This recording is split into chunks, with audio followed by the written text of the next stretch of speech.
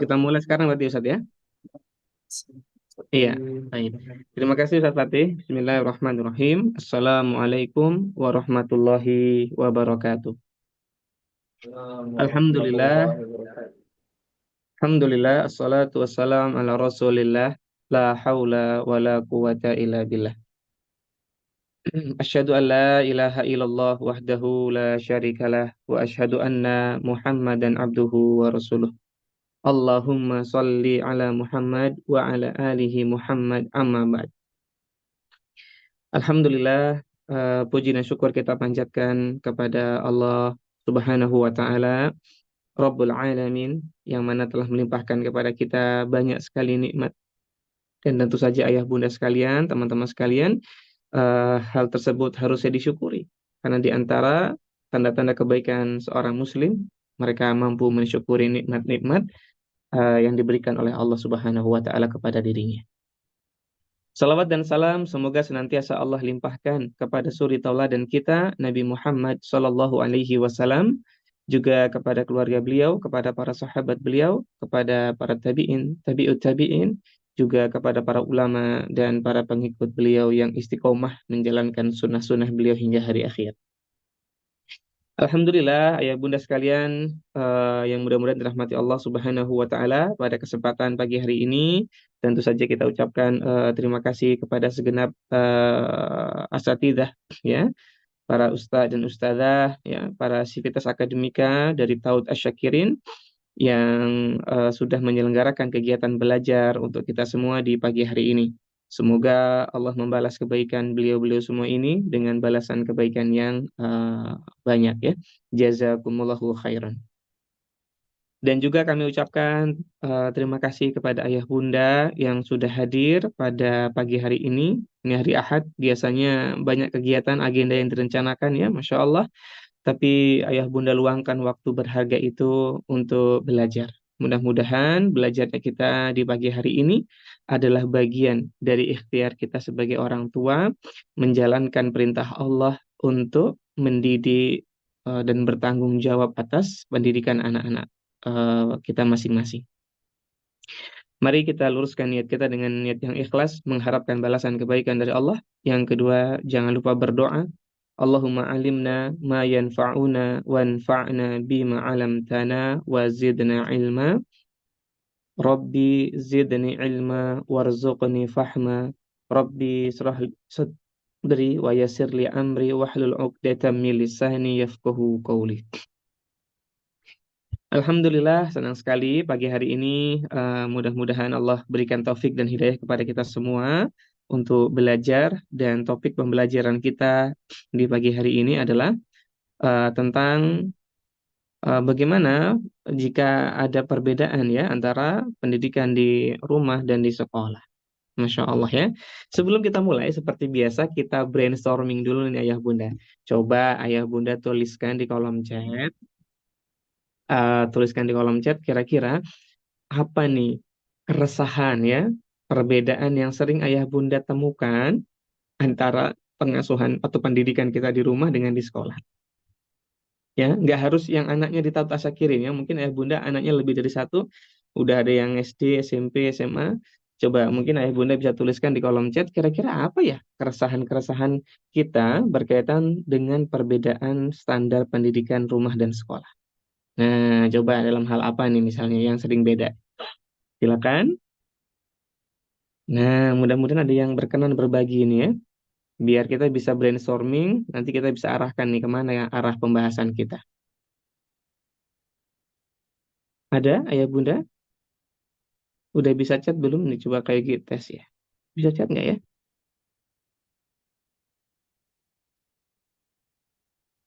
Oh iya, bisa ya kalau Kak Yogi, ya. Nggak tahu nih ayah bunda bisa nggak, ya? Oh, Masya Allah, Ibu Yumna, ya.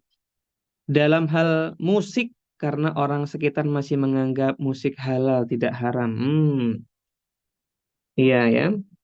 Memang ini berkaitan ikhtilaf, ya. Apa namanya, antara keyakinan tentang halal haramnya musik, ya. Jadi mungkin pengalamannya adalah ketika di rumah kita nggak bolehin musik, tapi di sekolahnya boleh gitu, ya. Itu mungkin masalahnya. Tapi perlu dibedakan, ada sekolah-sekolah yang masih memakai syair ya, penadhom nantinya ya. Nah, nanti kalau ini biasa nggak dimasukkan ke dalam musik. Nah, cuman pembahasan tentang yel-yel dan sebagainya ini para ulama masih menganggap lebih ringan. Ini nggak termasuk ke dalam yang musik ya. Kalau musik kan jelas ya ada alat musiknya. Ataupun ada penggunaan nada yang memang nada itu bukan dinisbatkan kepada penggunaan nada untuk sesuatu yang memang buruk ya. Misalnya nada eh, lagunya dari salah satu grup band. Wah, terus kita jadikan ini buat menghafal ya, matan misalnya. Jadi kurang kurang apa? Kurang pas nampaknya. Baik. Apalagi Bu?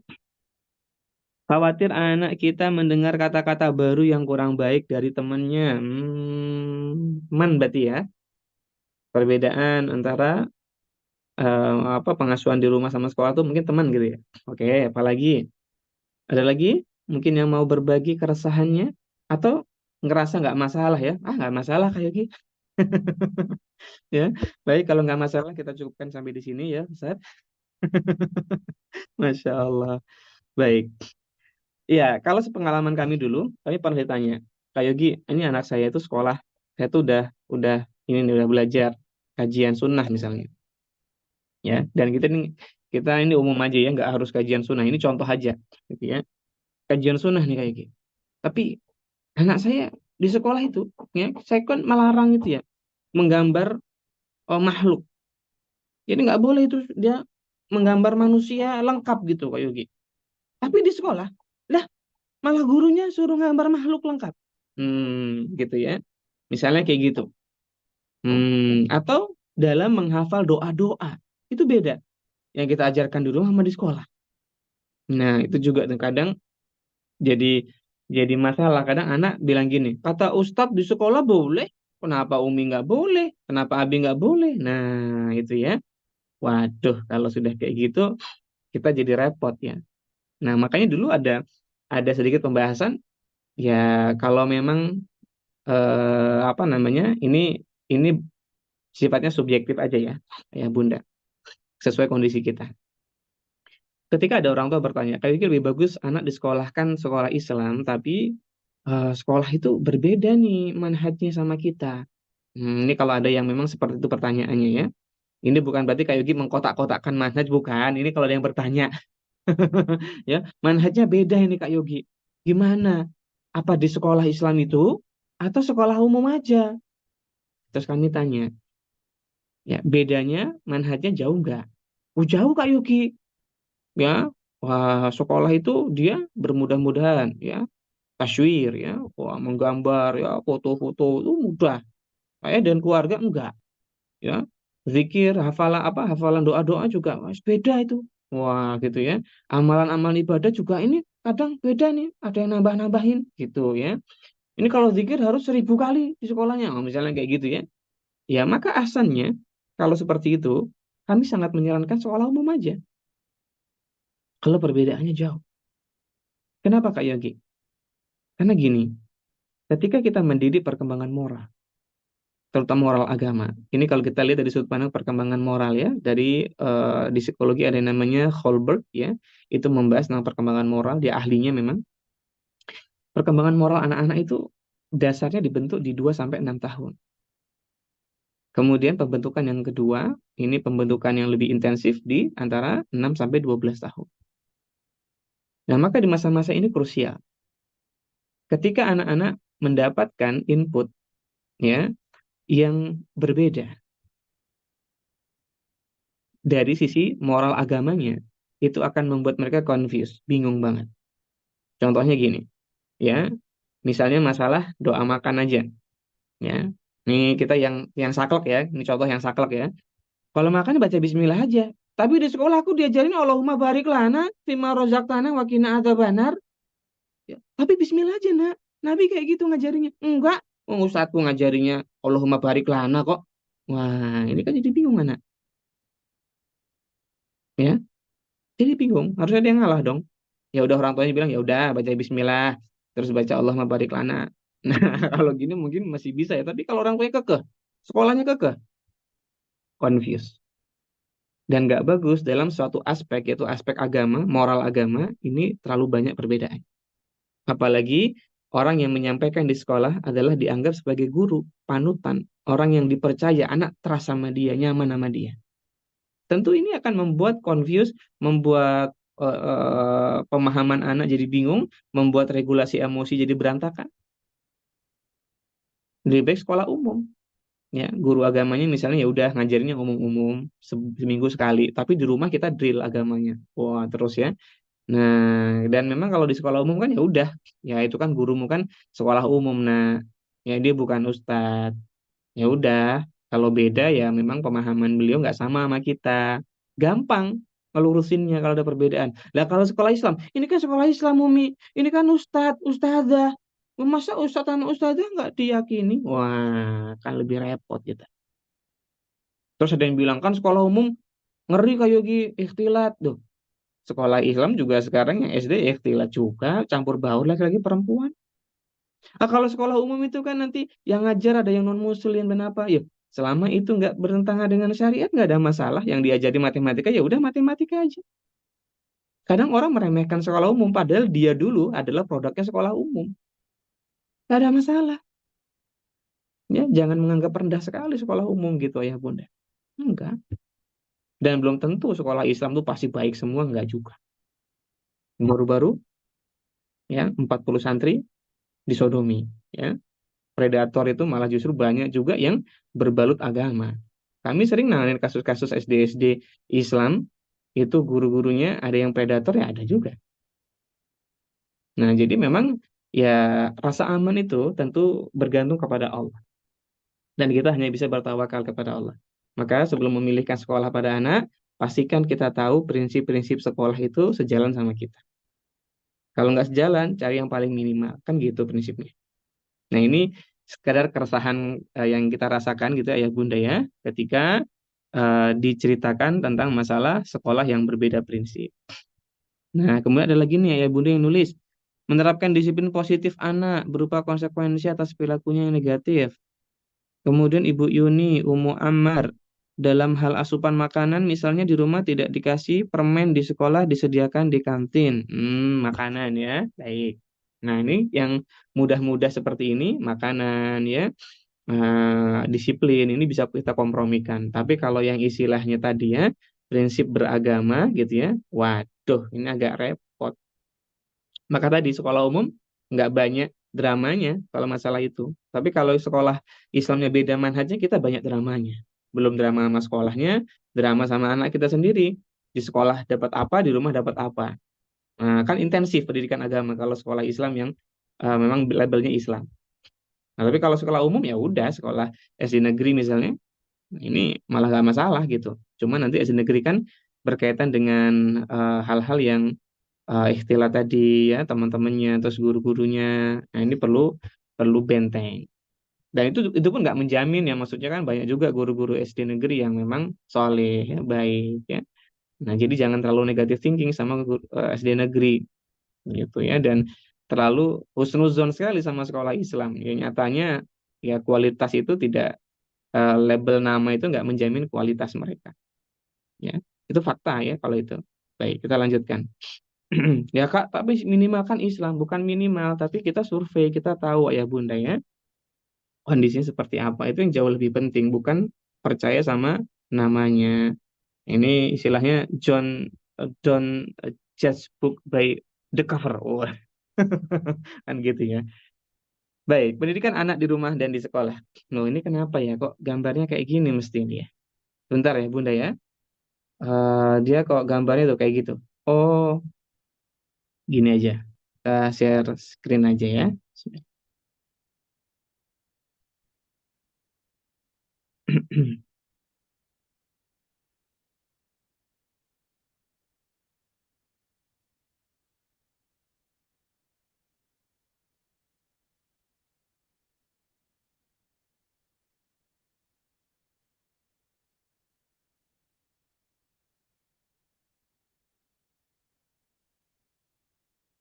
Iya, kita share screen. 。 . 。 . 。 . 。 . 。 . 。 . 。 . 。 . 。 . 。 . 。 . 。 . 。 . 。 . 。 . 。 . 。 . 。 . 。 。 . 。 。 . 。 。 . 。 . 。 。 . 。 . 。 . 。 . 。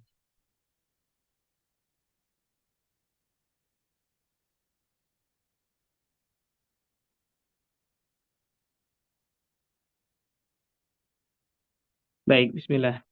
Semoga Allah mudahkan pendidikan anak di rumah dan di sekolah. Kita akan belajar dari tahap perkembangan anak. Anak usia sekolah dasar, ini kalau saya screen jadi kayak gini nggak bisa lihat chatnya ayah bunda ya. Mohon maaf kalau ada yang ngechat, ada yang usul ya. Sehingga kalau ingin melihat itu harus di close ini apa namanya share screennya. Nggak seperti biasanya share dokumen kan enak ya. Tapi kalau dulu gambarnya jadi pecah-pecah tadi. Baik, perkembangan anak. Anak usia sekolah dasar atau yang tergolong dalam masa perkembangan middle childhood, ya, pada umumnya berada dalam proses perkembangan yang berlangsung dengan cepat. Aspek fisiknya, emosinya, kognitif atau intelektualnya, dan sosialnya. Nah, maka ayah bunda rahimani wa rahimakumullah, ini kan kita di TAUD ya, apa namanya, ini sekolah untuk anak usia dini, Masya Allah. Nah, maka ayah bunda yang perlu kita perhatikan bahwa di sini pentingnya pendidikan yang sejalan antara orang tua dengan sekolah. Karena di usia ini adalah usia fase inisiatif. Fase di mana anak-anak mengembangkan kemampuan-kemampuan inisiatifnya. Kemampuan-kemampuan mereka biasanya ditandai dengan apa? Dengan kemampuan atau keinginan eksplorasi yang luas. Itu yang pertama. Jadi pengen banget mengeksplor lingkungannya lebih luas. Yang kedua, mereka itu mengembangkan ide-ide. Jadi pengen banget ya punya ide-ide dan itu difasilitasi. Nah, jadi kemampuan apa eksplorasi yang berkembang luas, ide-ide yang muncul, ini dua ciri yang paling awal. Yang ketiga, mereka pengen banget nyoba. Jadi rasa penasarannya tinggi sekali di usia ini untuk mencoba hal-hal yang baru. Dan itu sifat alamiah mereka. Yang pertama apa? Mereka ingin mengembangkan kemampuan eksplorasinya. Yang kedua, idenya banyak. Yang ketiga, ingin mencoba hal baru. Maka ayah bunda, ini dari tiga hal ini bisa kita lihat. Ketika di usia ini anak-anak terfasilitasi dengan baik, ya kebutuhannya tadi, maka ketika dia di SD atau di usia SMP, maka anak ini akan tumbuh menjadi anak yang satu inisiatifnya tinggi, yang kedua nggak takut untuk nyoba hal baru, yang ketiga mereka juga keinginan exploringnya tinggi. Ini tiga prinsip utamanya. Nah, jadi ayah bunda jangan kelewatan nih tiga prinsip ini. Dicatat ya ayah bunda ya. Mohon izin juga mungkin ada yang mencatat terus di-share ke chat ya. Tiga hal ini. Karena nggak ada di sini.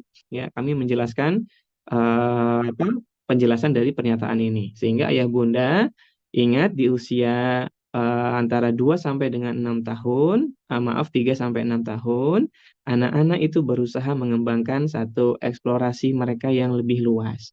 Yang kedua, ide-idenya jadi banyak. Ini inisiatif. Yang ketiga, ayah bunda rahimani wa rahimakumullah, anak-anak kita itu senang mencoba hal baru. Nah, yang keempat, anak-anak kita di sini jadi lebih banyak bertanya, suka banget nanya, ya. Nah, dan yang kelima, mereka itu suka banget mengekspresikan apa yang dialami, apa yang dipercayai, apa yang dirasakan. Jadi anak-anak suka bercerita. Nah, untuk poin 4 sama 5, anak-anak suka bertanya dan suka bercerita, hati-hati. Ini juga hal yang penting dan nggak boleh dilewatkan. Termasuk antara guru dan sekolah harus sama nih. Apa? Dalam hal menjawab pertanyaan anak, dalam hal apa? Yang kedua, yang keempat, yang kelima, dalam hal mendengarkan cerita anak. Gini, orang tua yang anaknya udah remaja, mereka sering mengeluhkan, Kak Yogi, anak saya itu kok susah ya diajak cerita. Kok mereka nggak mau ya kalau ada waktu ngobrol sama orang tua. Kok mereka kayaknya lebih nggak nyaman ya kalau cerita sama orang tua atau keluarganya. Nah, ada juga orang tua yang bilang, Kak Yogi, anak saya itu kalau ditanya jawabannya template atau jawabannya simpel-simpel aja. Nah, ayah bunda bisa evaluasi.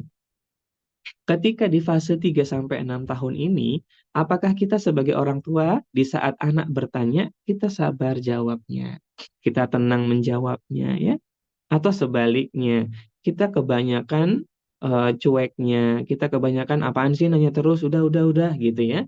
Nah, ini yang membuat anak nanti ketika dia beranjak SD, SMP, nanti kalau ditanya gimana nak sekolahnya, ya gitu aja. Temennya gimana? Sama aja.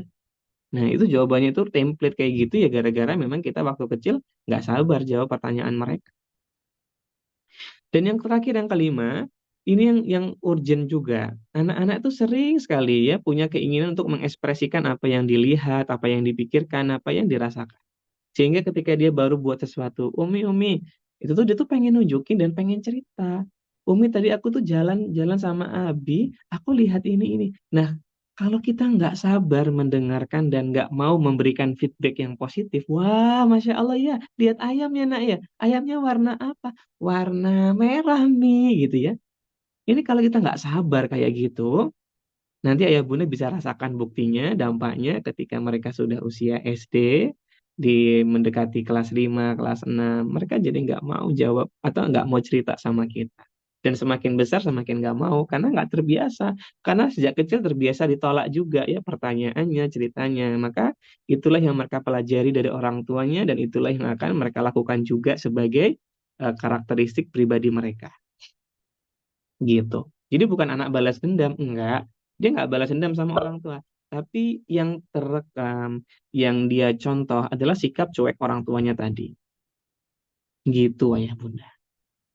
Nah, maka ketika anak kita masih taut ini, masih di usia apa pendidikan anak usia dini ini ya, ayo tadi 5 hal kebutuhan tadi kita stimulasi. Dan ini harusnya sekolah sama rumah sama ya 5 hal ini. Nah, yang pertama masih ingat kan?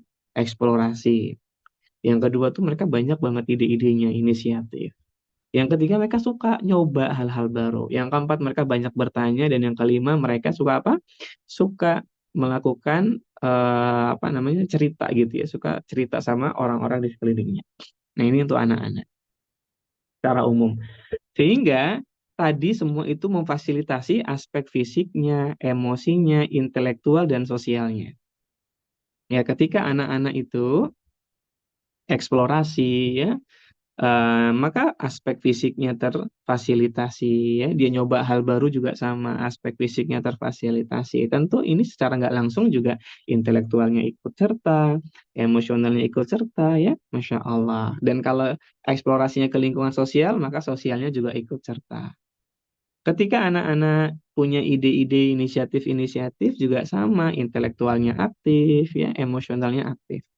Ketika anak-anak dia bertanya, orang tuanya jawab, intelektualnya aktif, emosionalnya aktif, dan sosialnya aktif, karena dia belajar bagaimana sih merespon orang lain, bagaimana menanggapi orang lain, ya. Dan ketika orang tuanya mau mendengarkan cerita, memberikan feedback kepada mereka, ya, maka di sini ayah bunda, anak-anak juga belajar intelektualnya aktif, emosional aktif, dan sosialnya aktif. Sehingga seharusnya baik rumah maupun sekolah memenuhi kebutuhan ini ya. Di rumah kita ajak exploring dia, kita fasilitasi ide-idenya mau ngapain ya. Kita fasilitasi dia nyoba hal baru ya. Afwan, ini kok ada suara-suara ya, bunyi-bunyi terus ya. Sebentar. Baik. Nah, begitu ya Ayah Bunda. Jadi memang fasilitasi anak untuk hal itu penting sekali.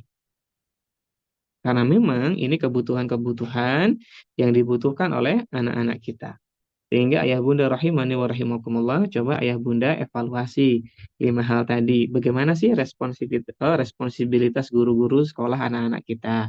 Ya, itu perlu juga ya karena kan dia butuh itu ya agar seimbang. Jangan-jangan guru-gurunya cuek, jangan-jangan guru-gurunya nggak begitu sabar. Ya PAUD harusnya sabar. Ya, Masya Allah. Nih, kayak Yogi, coba download ulang ya materinya ya sebentar. Biar materinya bisa di-share.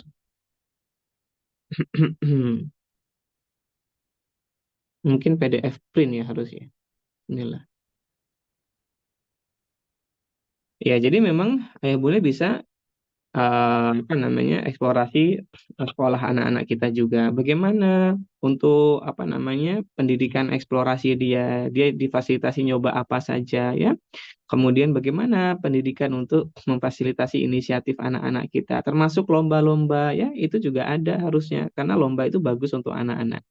Kalau ada yang bilang, wah lomba itu nggak bagus buat anak-anak, itu dasarnya apa? Mereka mengatakan demikian. Karena faktanya anak-anak itu suka berlomba. Karena faktanya lomba itu oh sama aja ya. Kenapa ini ya? Qadarullah ya. Baik ya. Iya, anak-anak itu suka berlomba-lomba. Anak-anak itu karakter dasarnya suka sekali apa namanya ketika mereka dipacu ya untuk bersaing. Itu suka. Dan gini, ketika ada orang tua bilang lomba itu kasihan loh, membunuh karakter anak. Duh, ini kalau bicara tanpa dasar sekali orang ini.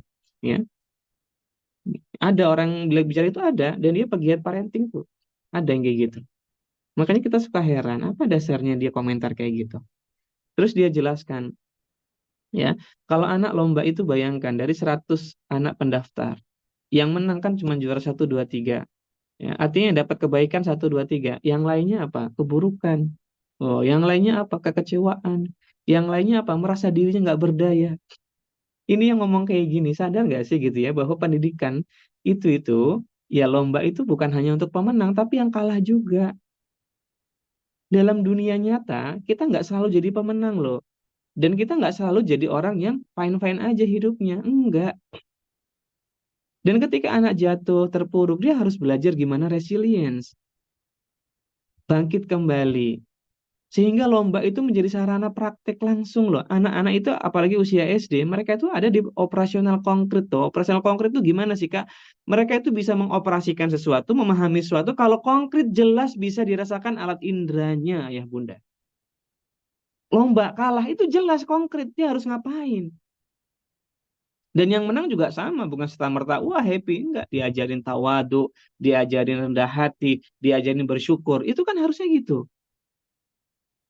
Diajarin gimana support temannya yang nggak menang ya. Dan yang kalah juga sama. Nggak apa-apa nak, kamu nggak juara di sini.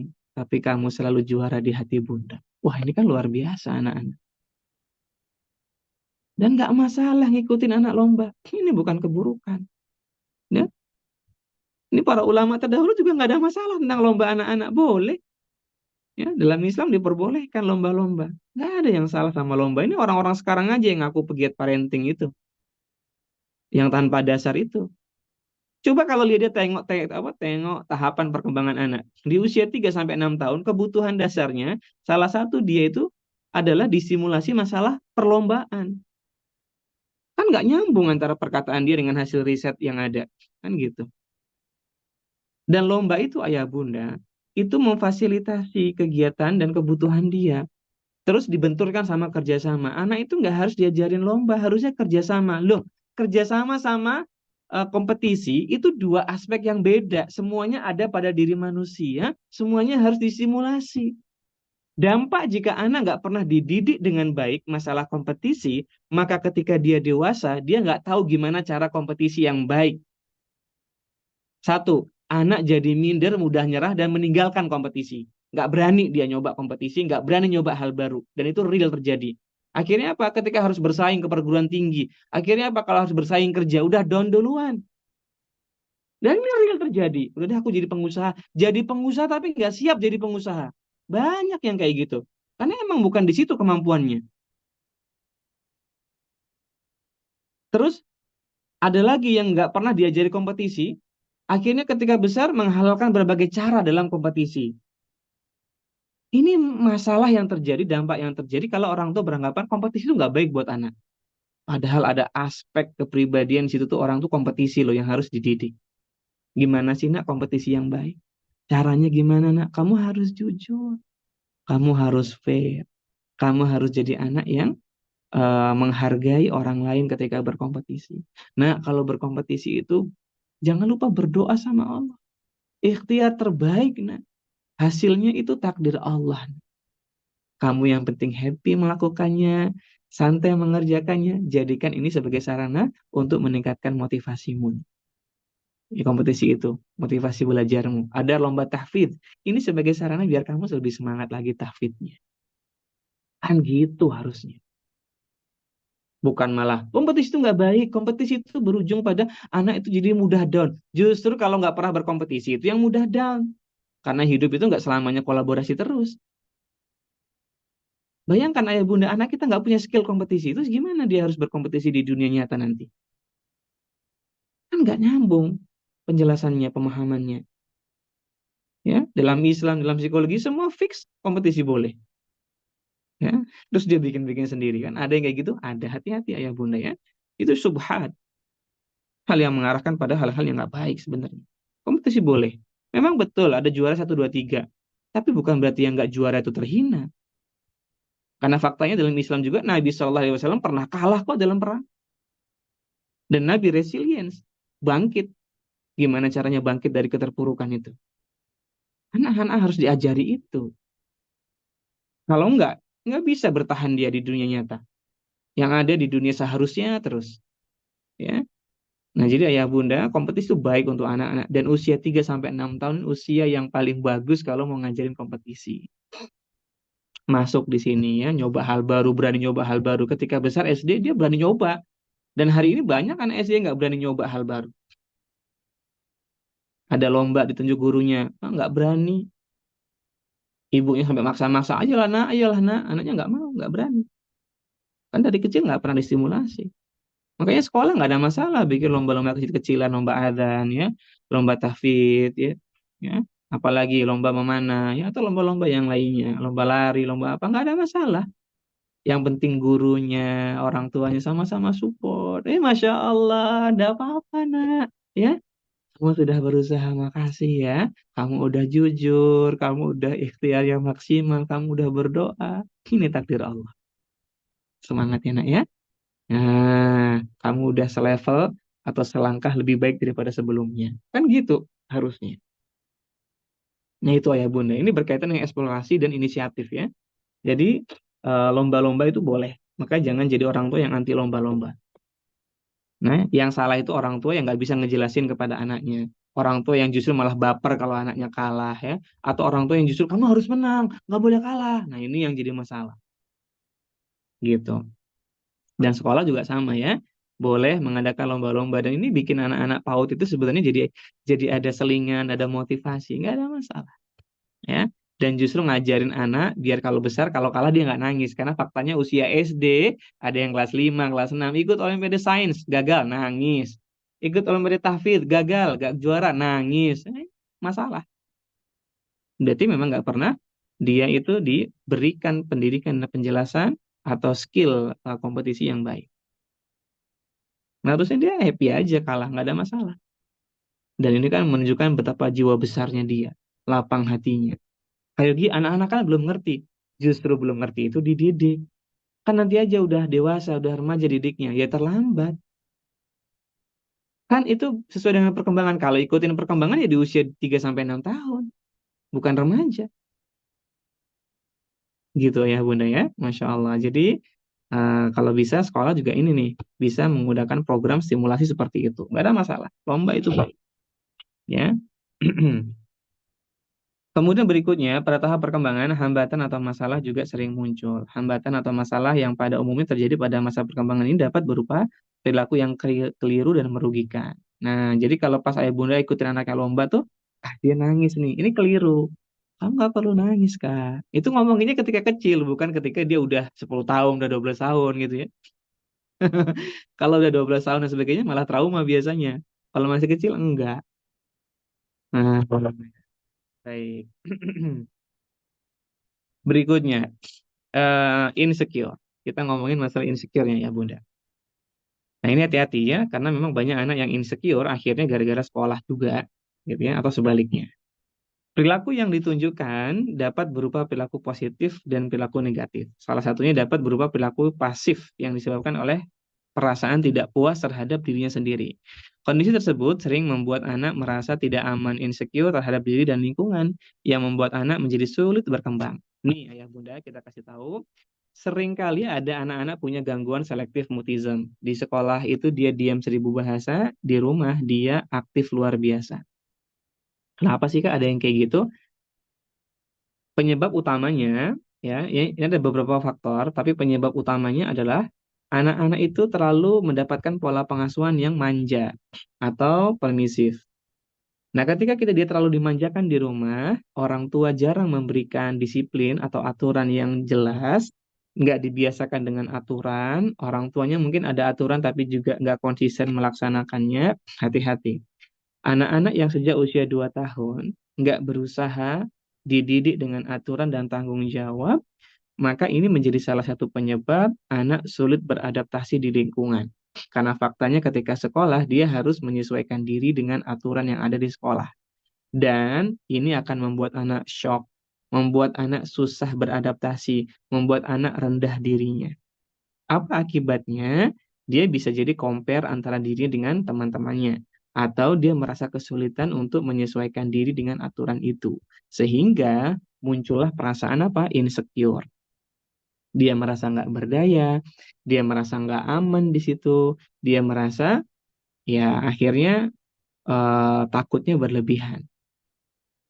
Nah, ini membuat anak itu menjadi selektif mutism, nggak mau ngomong. Jadi perlu ada pendidikan yang sejalan. Nah, sekolah tuh biasanya bagus, sudah ada aturan. Yang jadi masalah di rumah. Nah, maka ayah bunda, ayo jangan segan untuk membuat aturan, berusaha disiplin sama anak, tegas. Nah, kami dapat sebuah faidah yang baik dari para asatidzah kita, para guru-guru kita ya, para ustadz-ustadz kita. Salah satunya Ustadz Dr. Mustafa Ad-Darini, hafizahullah ta'ala. Apa yang beliau sampaikan? Ini salah satu aja ya, walaupun banyak pendapat yang serupa yang lainnya. Beliau katakan, mendidik adab itu harusnya keras. Maksudnya keras itu tegas, gitu. Maaf, tegas. Harusnya tegas. Nggak ada pendidikan adab itu yang lembek. Sehingga mendidik moral itu nggak ada yang lembek. Kasih sayang iya, tapi nggak lembek. Lembek itu maksudnya apa? Inkonsisten. Kita lebih mengedepankan nggak teganya kita, sehingga melanggar aturan itu. Nah, ini yang disebut lembek. Nggak boleh. Mendidik anak berkaitan adab itu harusnya tegas. Dan ini yang harusnya terjadi di rumah dan di sekolah.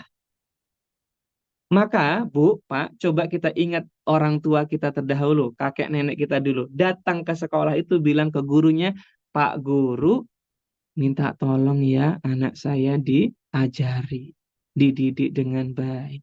Kalau dia nakal, kalau dia nggak ngikutin aturan, jangan segan untuk menghukumnya. Kalau perlu dipukul aja nggak apa-apa. Coba lihat, orang tua zaman dulu ternyata lebih paham daripada orang tua zaman sekarang kebanyakan berkaitan masalah konsistensi pengasuhan. Kenapa? Karena orang tua zaman sekarang anaknya dikit ditowel gurunya, nggak terima. Dikit dihukum gurunya, lapor polisi. Gimana pendidikan mau jalan? Sementara pendidikan itu nggak menutup ruang untuk ketegasan dan punishment.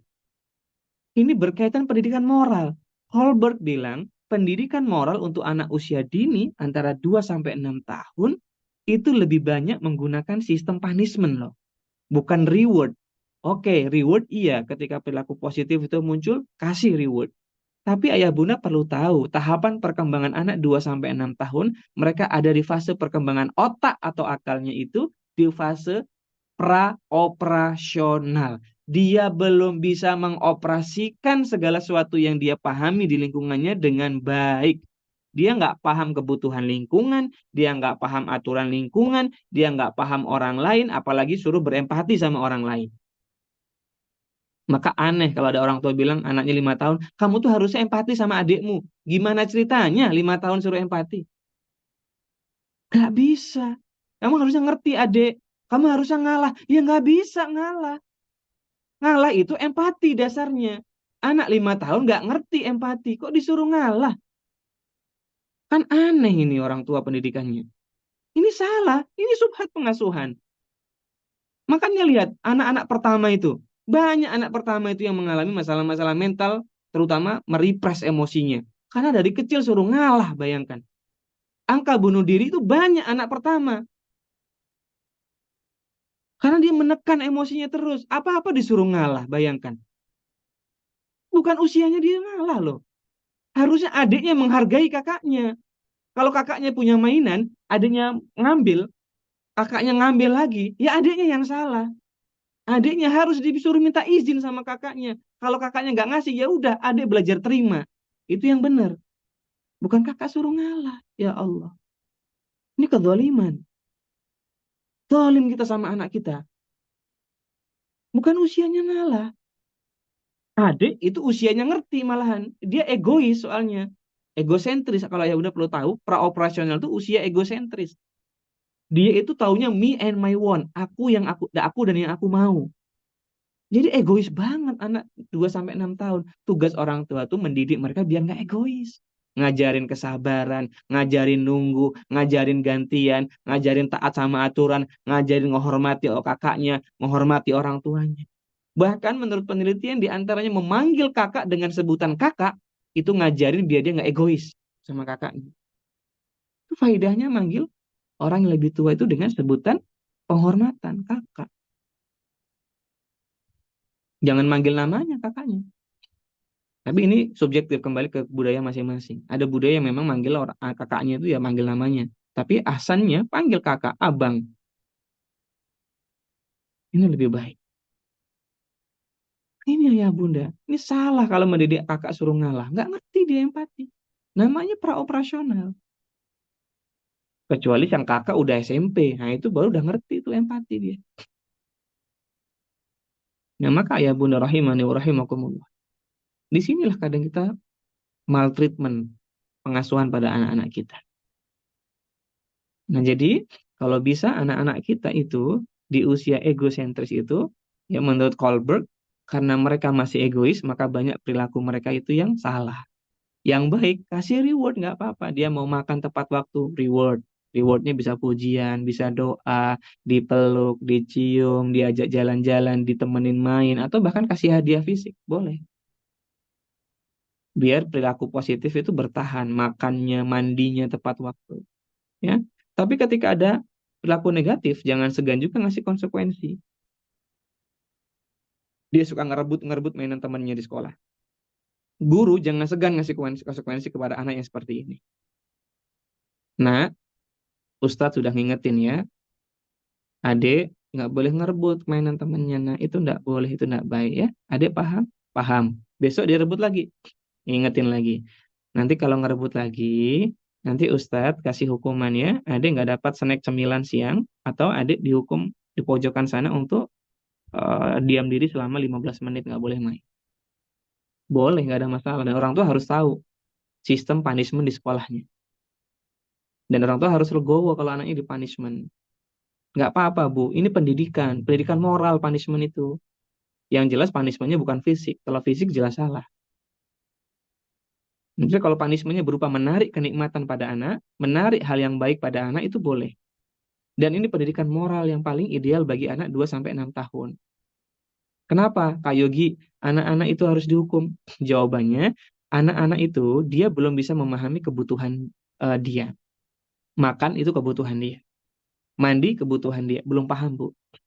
Dia baru paham jika dia itu mendapatkan konsekuensi atas apa yang dia kerjakan. Makan. Ibunya, Masya Allah, Barakallahu fiik. Semoga nanti kamu jadi anak yang baik ya nak ya. Jadi anak yang pintar. Bunda senang. Itu baru, ternyata makan bisa mendatangkan efek kayak gini ya. Atau bahkan abinya, Tara, karena hari ini makannya 3 kali, makannya banyak, ayah belikan permen Yupi, misalnya gitu. Ayah belikan cilok. Oh, jadi dia tahu, oh makan itu mendatangkan kebaikan ya. Ini cara berpikir dasarnya anak-anak, Bapak Ibu. Kadang orang tua itu menganggap anak-anak itu sama kayak orang dewasa. Akhirnya apa? Ya udah wajar dia harus makan, karena makan itu kebutuhan dia. Makanya makan ya makan aja gitu. Mandi ya mandi aja gitu ya. Kan kebutuhan dia. Yo ini namanya orang tuanya nggak tahu diri. Karena nggak bisa memaksakan cara berpikir orang tua yang sudah sempurna itu 100% maksimal kemampuan otaknya, dan orang tua berada di fase operasional formal, lalu menghadapi anak yang di praoperasional. Ya nggak sehat orang tuanya berarti. Islam saja, ayah bunda, itu menghukumi seseorang dengan hukum syariat kalau dia sudah balik. Apa artinya balik? Sampai. Sampai pada apa? Di antara maknanya para ulama mengatakan ini telah sampai pada kesempurnaan akalnya. Dia udah ngerti dan benar, diteliti sama orang-orang psikologi, diteliti sama pediatrik ya, dokter-dokter anak itu ya, diteliti sama ahli neurologi. Bener emang kalau 13 tahun apa 12 tahun itu ya, balik itu ya, mereka itu otaknya berfungsi maksimal. Jawabannya iya. Dan disebutkan oleh Erik Erikson di usia ini adalah usia operasional formal. Kemampuan berpikirnya, kemampuan kapasitas otaknya itu udah hampir sama dengan orang dewasa, 90 sampai 95%. Itulah kenapa hukum syariat nggak diterapkan ke anak-anak. Karena Allah dan Rasulnya tahu anak-anak nggak paham. Udah dikasih contoh sama agama kita, kok kita masih maksa. Ya, ini nggak bisa memaksakan kehendak kita. Jadi kita harus memahami, oh iya ini belum paham, gitu ya. Jadi pendidikan yang ideal kalau di antara 2 sampai 6 tahun namanya reward and punishment. Itu pendekatannya behavioristik dan model penelitiannya sejak akhir abad 19 ya, atau di 900-an awal, 1900-an awal ya, sampai dengan hari ini masih terus berkembang model pendidikan atau penelitian behavioristik. Salah satunya reward and punishment. Udah lama risetnya.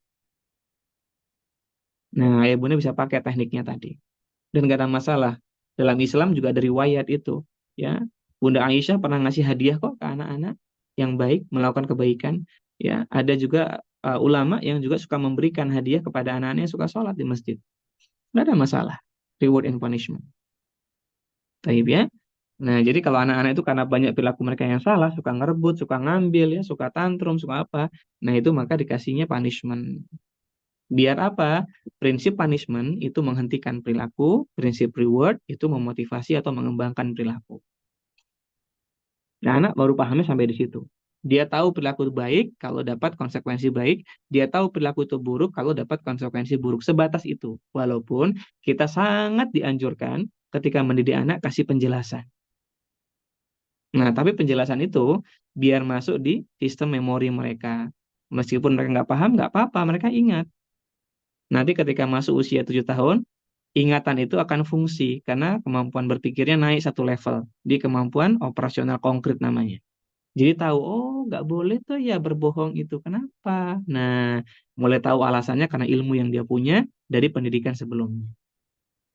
Gitu ayah bunda ya. Jadi ingat anak-anak di usia ini boleh menerapkan prinsip reward and punishment. Dan ayah bunda boleh juga loh ngasih reward itu sifatnya screen time atau HP. Gitu ya. Screen time atau HP itu boleh. Bila perlu bikin voucher. Nih, kalau hari ini murojaahnya 15 menit sampai dengan 20 menit dapat satu voucher, ya 10 menit atau 15 menit screen time. Itu boleh banget. Tapi untuk yang SD ya kalau ini ya, kalau yang di bawah itu jangan dulu. Ya, dia sifatnya lebih ke banyak ke makanan, kalaupun screen time nggak sampai 15 menit per duduk ya, 10 menitan. Nah, kenapa? Karena dari riset yang terbaru yang kami pelajari dari American Pediatric Association, ketika anak itu duduk dengan gadgetnya full lebih dari 75 menit dalam sekali duduk, maka ini dampaknya akan sangat buruk bagi perkembangan prefrontal lobes-nya gitu. Lobus frontalnya cepat rusak, sistem memorinya juga nanti terganggu ya. Ya, kalau di lobus frontal ada apa aja? Ada emotional control, ada kemampuan fokus, kemampuan analisis ya. Nah ini jadi rusak. Jadi anak nggak bisa empati sama orang, nggak sensitif sama lingkungan ya, nggak fokus dia, jadi uring-uringan, mudah marah itu dampaknya. Kalau dia lebih dari 75 menit sekali duduk. Nah ini berlaku sampai usia 12 tahun. Nah jadi ayah bunda, nah ini diantara faedahnya ya, hati-hati ketika kita memberikan screen time. Tapi tadi kembali ke masalah tadi, screen time boleh jadi reward. Ya, misalnya satu voucher 15 menit atau bahkan 20 menit boleh, nggak ada masalah. Maksimum 30 menit kalau untuk yang SD. Nah, kalau yang di usia kecil ya boleh nanti habisin nonton yuk. Nonton apa nih? Nonton acara apa? Misalnya yang sekarang itu ya, Turuntung. Nah, misalnya gitu ya. Nonton kayak di Explorer. Boleh ya. Ataupun kajian ke Airline gitu ya. Boleh banget ya. Nah, atau nanti kita nonton hewan-hewan gitu ya, boleh. Nah, seperti itu 10 menit stop. Nah, kalau kita dibiasakan 10 menit stop, dia terbiasa kok. Nggak akan dia curi-curi waktu, nggak akan dia berontak. Mungkin awal-awal aja dia berontak. Gitu ya. Nah, itu dia untuk pendidikan anak usia dini, ayah bunda. Sekolah dan rumah harus sama nih, berkaitan dengan prinsip disiplin dan aturan. Kalau enggak, bisa masalah. Dan apa dampaknya kalau beda? Beda antara pendidikan rumah dengan sekolah, mesti dampak utamanya ke emotional control anak-anak kita. Nah, atau nanti anak-anak kita punya kecenderungan karakteristik emosional ambivalen. Emosinya jadi mudah up and down, dan dia susah ngendaliinnya. Itu kalau perbedaan pengasuhan yang signifikan. Hati-hati ya, jangan sampai seperti itu. Nah, jadi ayah bunda bilang aja ke sekolah, Ustadz, Ustadzah, ini kalau salah dihukum aja nggak apa-apa, karena di rumah juga sama. Kalau dia ngelakuin hal yang salah, ada punishment buat dia. Ah, itu sekolah enak banget, akan nyaman banget pendidikannya ya. Tapi kalau ini takut ngukum, nanti orang tuanya protes, nah ini masalah. Nggak efektif jadinya prinsip pendidikannya. Gitu ya, ayah bunda. Jadi legowo aja. Yang penting hukumannya kita tahu. Oh, hukumannya time out. Oh, hukumannya nggak dapat snack. Oh, hukumannya nggak ditemenin main. Ini nggak ada masalah, boleh. Di rumah pun sama hukuman kita kayak gitu.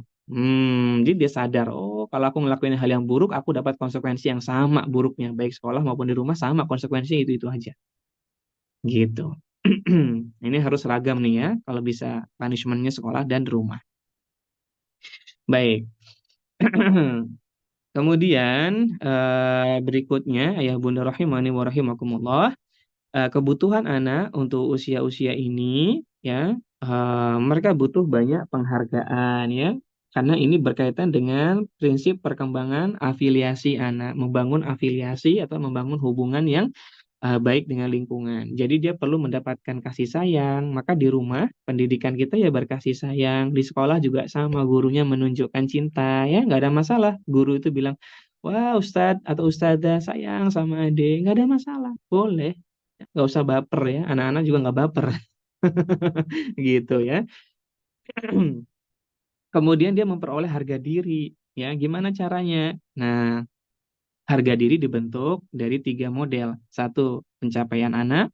Yang kedua, anak itu merasa inisiatifnya, ya, keinginannya, harapannya berusaha untuk dilakukan gitu ya. Dan yang ketiga, anak-anak itu dia eh, apa namanya, punya hubungan afiliasi yang baik dengan lingkungannya. Jadi yang pertama ya Bunda memang harus anak-anak dibuat merasa berhasil atau merasa mampu. Makanya di rumah ayah Bunda jangan segan ngasih tugas-tugas yang ringan buat mereka. Ayo bantuin Umi nyapu yuk, ayo bantuin Umi masak yuk, ayo bantuin Umi setrika yuk. Itu boleh banget ya. Nah, sehingga ketika dia berhasil, wah makasih kakak udah bantuin bunda nyuci, udah bantuin bunda setrika, barakallahu fiik, hadiah dari bunda es krim, tara. Waduh, ini harga diri dia jadi meningkatnya ya bunda. Jadi pede banget nanti dia. Kalau harga diri itu berkaitan dengan rasa aman, security, berkaitan dengan rasa trust, percaya, itu harga diri ya. Dan dia itu mudah nyaman, sehingga tiga, tiga kondisi ini membuat anak itu tangguh. Nah, jadi di rumah itu anak-anak dilibatkan dalam aktivitas kita. Jangan kebalikannya. Ketika masak, anak datang nih, udah sana sana sana. Aduh, nih gangguin bunda aja masak nih nanti berantakan. Tuh, bundanya lagi nyuci. Aduh, sana sana malah mainan air nanti basah masuk angin. Udah sana sana gitu ya. Apa dampaknya? Dampaknya anak jadi inisiatifnya ditolak. Dia nggak mengembangkan inisiatifnya nanti. Ya udah, dia akan pasif. Hingga wajar kalau SMP disuruh nyuci ya nggak mau ya. Nah ini karena memang dari kecil kita nggak biasa percaya sama dia. Nggak terbiasa untuk membuat dia otonomi mandiri ya, berkembang kemandiriannya, malah diusir-usir. Nah itu padahal pembentukan harga diri. Jadi harga diri itu ayah bunda bisa dengan tadi apa, achievement, dia berhasil mencapai sesuatu, bisa dengan menghargai dominan dia, inisiatifnya, ide-idenya, didengarkan dia ceritanya ya. Yang ketiga afiliasi, menunjukkan cinta perhatian sama dia. Dan yang keempat, disiplin. Orang yang disiplin mesti harga dirinya tinggi. Sebaliknya, orang yang nggak disiplin, nggak tahu aturan, harga dirinya rendah. Makanya dia mudah berbohong, mudah mencuri, ya, mudah melakukan hal yang buruk, itu karena harga dirinya rendah. Dan ini sudah diriset. Maka orang yang harga dirinya tinggi, dia nggak mau melanggar aturan. Dia nggak mau dan dia malu kalau dia salah. Sehingga ini bisa jadi model ayah bunda untuk membentengi anak-anaknya dari pergaulan lingkungan yang buruk. Karena dia bisa, oh ini buruk, aku nggak mau gitu. Karena harga dirinya tinggi. Makanya anak-anak yang mudah ikut-ikutan, mudah terpengaruh ya, ngomong-ngomong buruk, kemungkinannya dua. Satu, karena nggak ngerti apa yang dia omongin, apa yang dia lakukan, karena belum paham. Yang kedua, karena harga dirinya rendah. Dan kalau untuk remaja, lebih condong ke yang kedua, harga dirinya rendah. Makanya gampang ikut-ikutan. Nah, ya Bunda pernah dengar kisah samurai ya. Samurai itu di era Shogun ya di Jepang itu sekitar 1300 sampai 1000 dengan 1800-an ya, era-era Shogun. Nah, Jepang itu punya samurai, pasukan khusus ya, pasukan keamanan dulunya sih tentara ya samurai itu. Terus kemudian berkembang di era Shogun itu jadi prajurit terhormat gitu. Ayah bunda samurai itu punya namanya prinsip Bushido. Dan prinsip Bushido itu ada beberapa poin. Yang intinya tuh harga diri semuanya. Sehingga ya ini kita ambil contoh dulu ya, analogi dulu. Sehingga samurai itu kalau ngelakuin kesalahan, ngelakuin hal yang memalukan, maka dia lebih baik seppuku atau yang kita kenal harakiri, dia bunuh diri. Karena harga dirinya nggak ada. Dan disebutkan ya, ini samurai-samurai yang Bushido ya, dia itu sangat loyal, sangat taat, dan moralnya tinggi. Nah, itu kondisi samurai. Walaupun sering digambarkan samurai sama rakyat semena-mena itu ada di era yang berbeda dengan era awal-awal prinsip Bushido. Artinya orang yang nggak berketuhanan saja, orang yang nggak berprinsip Islam saja itu ya seperti mereka, kalau mereka menjunjung tinggi disiplin, nilai moral, mereka tuh harga dirinya tinggi loh. Apalagi seorang Muslim yang dia punya aturan dari Allah dan Rasulnya. Kalau itu dijunjung tinggi dengan ketakwaannya, maka harga dirinya tinggi. Gak mau dia nyuri, gak mau dia bohong. Maka ayo didik kita, anak kita dengan aturan. Karena ini pendidikan harga diri buat dia. Sebaliknya orang tua yang nggak tega, aduh masih kecil, jangan kasih aturan. Ini orang tua sedang nggak membentuk harga diri anaknya. Jadi aturan tuh penting, baik ayah maupun bunda. Jangan segan, harus sama, ya kompak dan tegas kalau aturan. Maka para ulama bilang pendidikan adab itu tegas. Contoh, makan dengan tangan kanan. Nggak ada toleransi. Aduh, kasihan masih kecil, boleh dia dengan tangan kiri? Nggak ada, nggak boleh. Tetap tangan kanan. Kalau sebelum makan baca bismillah, ya harus tegas. Nggak ada yang masuk ke mulut kalau nggak baca bismillah. Boleh lembek-lembek, alah kasihan masih anak-anak, nggak usah lah. Ya nggak bisa kayak gitu pendidikan adab. Nggak akan bisa jadi adabnya. Harus tegas. Dan ini ketika adab terbentuk, harga diri orang itu tinggi jadinya. Nggak mau dia ya makan makanan yang haram. Ini harga diri yang tinggi. Gak mau dia menipu orang. Ini harga diri yang tinggi. Itu dari adab atau dari disiplin aturan yang membentuk nilai moral nantinya. Maka ayah bunda di sini, ayo kita didik harga diri anak kita dengan disiplin yang baik. Lalu memperoleh penghargaan ini pentingnya achievement, pencapaian dia. Nah, anak-anak juga ingin dikenal. Maka ayo ajak dia explore, ajak dia kenalan sama gurunya, ya ustadz atau ustadzahnya sama teman-temannya. Kita tahu siapa temannya, kita tanya di rumah gimana sih Fulan, gimana sih Fulana ya. Tanya, ini Masya Allah senang dia itu. Orang tuanya mau tahu dengan teman-temannya ya. Memperoleh prestasi ya. Ya, maka boleh, lomba-lomba tadi boleh. Ya. Kalau dia pun kalah ya enggak apa-apa. Kita ajak dia ke taman, hibur dia, kasih makanan. Ini tetap prestasi. Karena intinya orang yang ikut lomba sama enggak, itu lebih better yang ikut lomba. Apa buktinya? Orang yang ikut lomba itu biasa tuh usahanya. Tapi orang yang mau ikut lomba, dia berusaha hafalan lebih keras ya, itu lebih baik. Dan dia telah mencapai satu tingkat lebih baik daripada dirinya sebelumnya. Walaupun kalah. Gitu. Orang yang ikut lomba debat sama yang nggak pernah ikut lomba debat, ya yang pernah ikut lomba debat walaupun kalah ini yang better. Karena dia tahu teknik-teknik debat, ya. Dia latihan terus. Yang nggak pernah ikut, ya ngangong kan jadinya. Nggak ngerti. Jadi nggak apa-apa ya bunda ikut lomba ini motivasi. Ya, kalaupun dia nggak menang, ajari dia tingkat lebih baik daripada sebelumnya. Itu prestasi buat dia. Dibutuhkan orang lain, ya. Nah, dia butuh eksplor dengan orang lain, ya. Terus menjadi bagian dari kelompok itu juga penting. Ya, makanya adanya sekolah, ya. Maka sekolah itu kalau anak-anak dibagi-bagi kelompok-kelompok itu bagus banget. Kamu kelompok A ya, itu senang bagi mereka. Ini sampai usia SD ya, kesenangan berkelompok ini. Nanti kalau di SMA, maaf kalau udah remaja, nanti identitas kelompok jadinya. Jadi lebih intensif lagi kelompoknya. Tapi kalau untuk berkelompok, itu senang mereka. Kamu kelompoknya si fulan, si fulan, si fulan ya, gitu senang dia.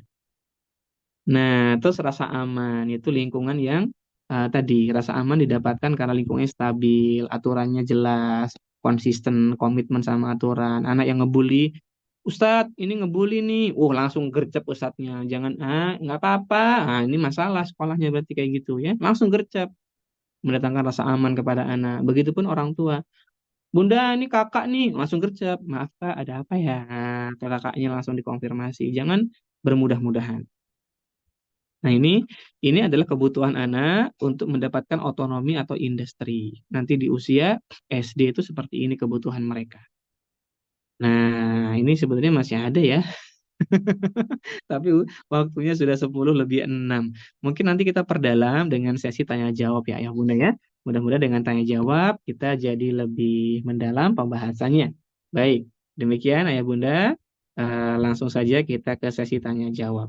Kita kembalikan ke Ustadz. Silakan Ustadz.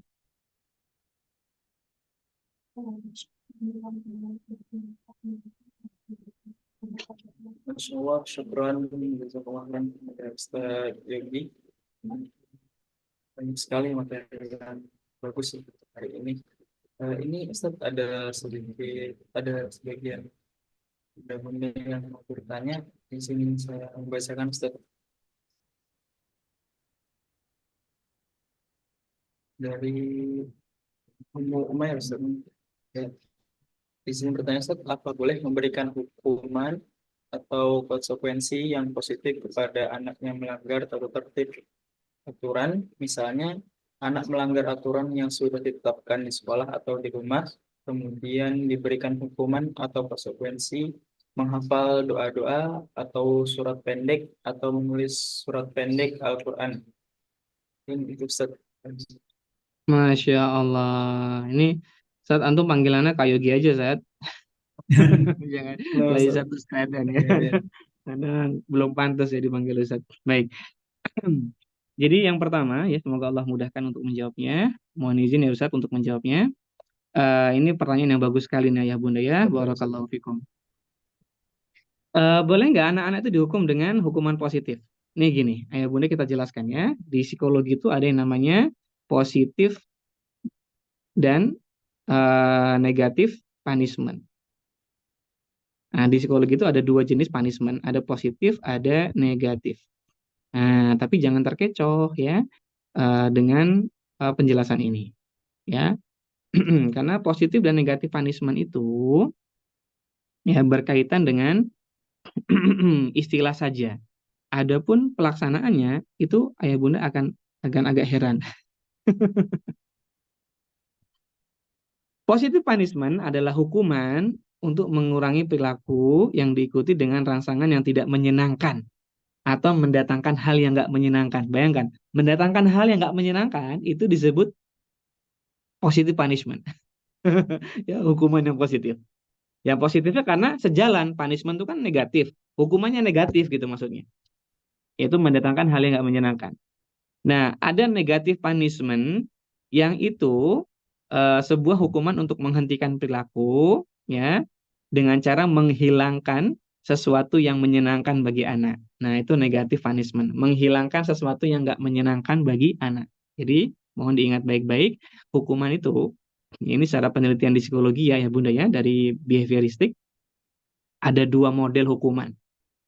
Dan kayak belum pernah dapat literatur yang lain, ada hukuman yang lain dari dua jenis ini. Ya cuma dua jenis ini kalau di psikologi. Ada yang namanya positive punishment, ada yang namanya negative punishment. Dan setahu kayak di Islam juga sama. Hukuman itu begitu ya. Apa positive punishment, mendatangkan hal yang nggak menyenangkan. Perbuatan dosa itu diganjar sama hal yang nggak menyenangkan. Itu mesti. Durhaka sama orang tua. Jelas ya hukumannya apa. Ya, berbuat syirik kepada Allah jelas hukumannya apa, meninggalkan salat jelas hukumannya apa, berbohong berdusta juga jelas, ujung-ujungnya neraka semua kan gitu ya. Dan hukuman yang paling ringan diletakkan batu kecil ya di kaki kita, maka batu kecil panas itu membuat kepala kita mendidih. Jelas hukumannya. Ya. Nah, maka ayah bunda, hukuman itu ada dua model ini. Negatif punishment atau positif punishment. Negatif tadi, negatif punishment mendatangkan hal yang nggak menyenangkan. Contohnya apa? Ya maaf nih, kalau udah 10 tahun ke atas, boleh kan dipukul ya, dijewer, misalnya hukuman fisik, ya boleh. Itu negatif punishment. Tapi kami nggak menyarankan hukuman fisik ya. Para ulama juga merinci hukuman fisik itu dengan rincian yang sangat panjang. Ya. Nggak sembarangan, ternyata ada berapa? Ada 12 atau 15 rincian. Ya, qadarullah ya, banyak rinciannya. Jadi nggak bermudah-mudahan hukuman fisik. Meskipun dalam sebuah hadis ya langsung pukul ya kalau anak kita nggak sholat di usia 10 tahun. Nah, tapi bukan berarti itu dalil untuk bermudah-mudahan memukul anak. Nah, contoh lagi hukuman negatif itu negatif apa maaf positif punishment itu suruh lari, muter lapangan, suruh push up, suruh bersihin WC. Nah, itu kan nggak nyaman buat dia. Intinya mendatangkan hal yang nggak nyaman. Itu contohnya. Hukuman yang kedua namanya negatif punishment itu menarik kenikmatan dari mereka. Apa contohnya? Kita sudah buat ritme nih di rumah. Ada 3 kali makan utama, ada 3 kali snack. Nah, ada waktu ditemenin main 2 kali sehari, ada waktu jalan-jalan di waktu sore. Itu kita buat ritmenya. Itu kenikmatan buat anak. Ya, misalnya ketika dia nggak mau makan, berarti nanti dia nggak dapat snack. Nah, itu hukuman yang disebut dengan negative punishment. Kalau dia nggak mandi, nanti sore nggak diajak jalan-jalan. Nah, itu namanya adalah negative punishment. Menarik kenikmatan dari mereka. Kan snack kan biasanya anak suka ya, lebih suka snack daripada makanan utama kan. Ya, snacknya apa nih? Misal biskuit, ya, misalnya coklat ya, atau es krim. Wah, seneng gitu ya. Nah, itu kalau itu kan udah dibiasakan anak jadi depends ya, tergantung sama itu. Nah, ketika dia melanggar aturan, itu ditarik kenikmatan itu. Itu hukuman bagi dia dan ini hukuman yang paling cocok untuk anak 2 sampai 6 tahun. Bahkan untuk anak di usia SD juga ini masih cocok. Gitu ayah bunda ya. Ya, meskipun tadi Kolberg bilang anak 2 sampai 6 tahun itu bagusnya dikasih punishment, tapi punishmentnya yang namanya eh, negatif punishment, yaitu menarik kenikmatan. Makanya ayah bunda bikin dulu mekanisme kenikmatan yang anak-anak bisa peroleh. Sehingga itu dibiasakan, anak tergantung, nanti bisa diambil kenikmatan itu. Itu tekniknya. Ya, termasuk nonton ada jadwal screen time. Misalnya kalau malam habis maghrib itu ayahnya udah pulang bisa screen time sama ayah. Tapi kalau dia nggak sholat maghrib, dia nggak belajar baca Iqra, ya udah. Berarti nanti screen time-nya nggak ada. Ayahnya nonton sendiri sama bunda, anaknya nggak usah ikutan nonton, nangis, tantrum, nggak masalah. Biarin aja. Biar dia paham dengan konsekuensi. Ayah bunda perlu tahu konsekuensi yang diterima oleh anak akibat perilaku buruknya itu punya manfaat satu. Dia sadar perilakunya buruk dan harus dirubah. Yang kedua, anak sadar ya bahwa dia itu bukan pusat dari dunia, tapi orang tuanya inilah pusat dari keluarganya. Jadi dia harus menghormatin orang tuanya. Karena orang tuanya menunjukin power di situ. Ya. Yang ketiga, ketika kita benar-benar menjalankan hukuman, anak belajar tanggung jawab atas kesalahannya. Daripada kita capek marahin anak, mending ajarin dia tanggung jawab atas kesalahannya. Karena faktanya ketika dewasa, banyak orang dewasa itu ketika salah nggak bertanggung jawab. Tapi sebaliknya, dia udah jelas salah, malah marah-marah. Kenapa? Karena dari kecil kalau salah, yang dia contoh dari orang tuanya marah. Yang dia terima adalah penolakan emosinya, diberikan emosi negatif sama orang tuanya. Sehingga hari ini banyak orang dewasa yang kalau salah, bukannya ngakuin kesalahannya, bukannya tanggung jawab, malah balik marah. Karena pembiasaan pengasuhan. Karena dari kecil nggak tahu kalau marah tuh harusnya ngapain. Yang ada malah dimarah, yang ada diomelin. Anak jadi defensif. Dan itu yang dia lakukan ketika dewasa. Kalau dia salah, ya dia defensif.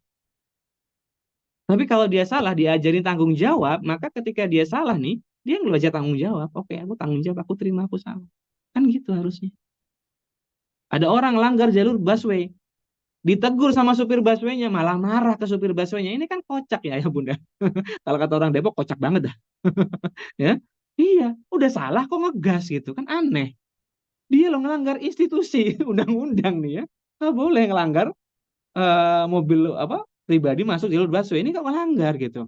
Terus dia marah, kan nggak tahu diri namanya. Ya wajar, karena pengasuhan orang tuanya dulu gitu. Makanya kalau anak salah diajarin tanggung jawab. Kita boleh kok marah, tapi bukan berarti sebagai hal yang utama, respon utama. Tapi ngajarin tanggung jawab lebih penting.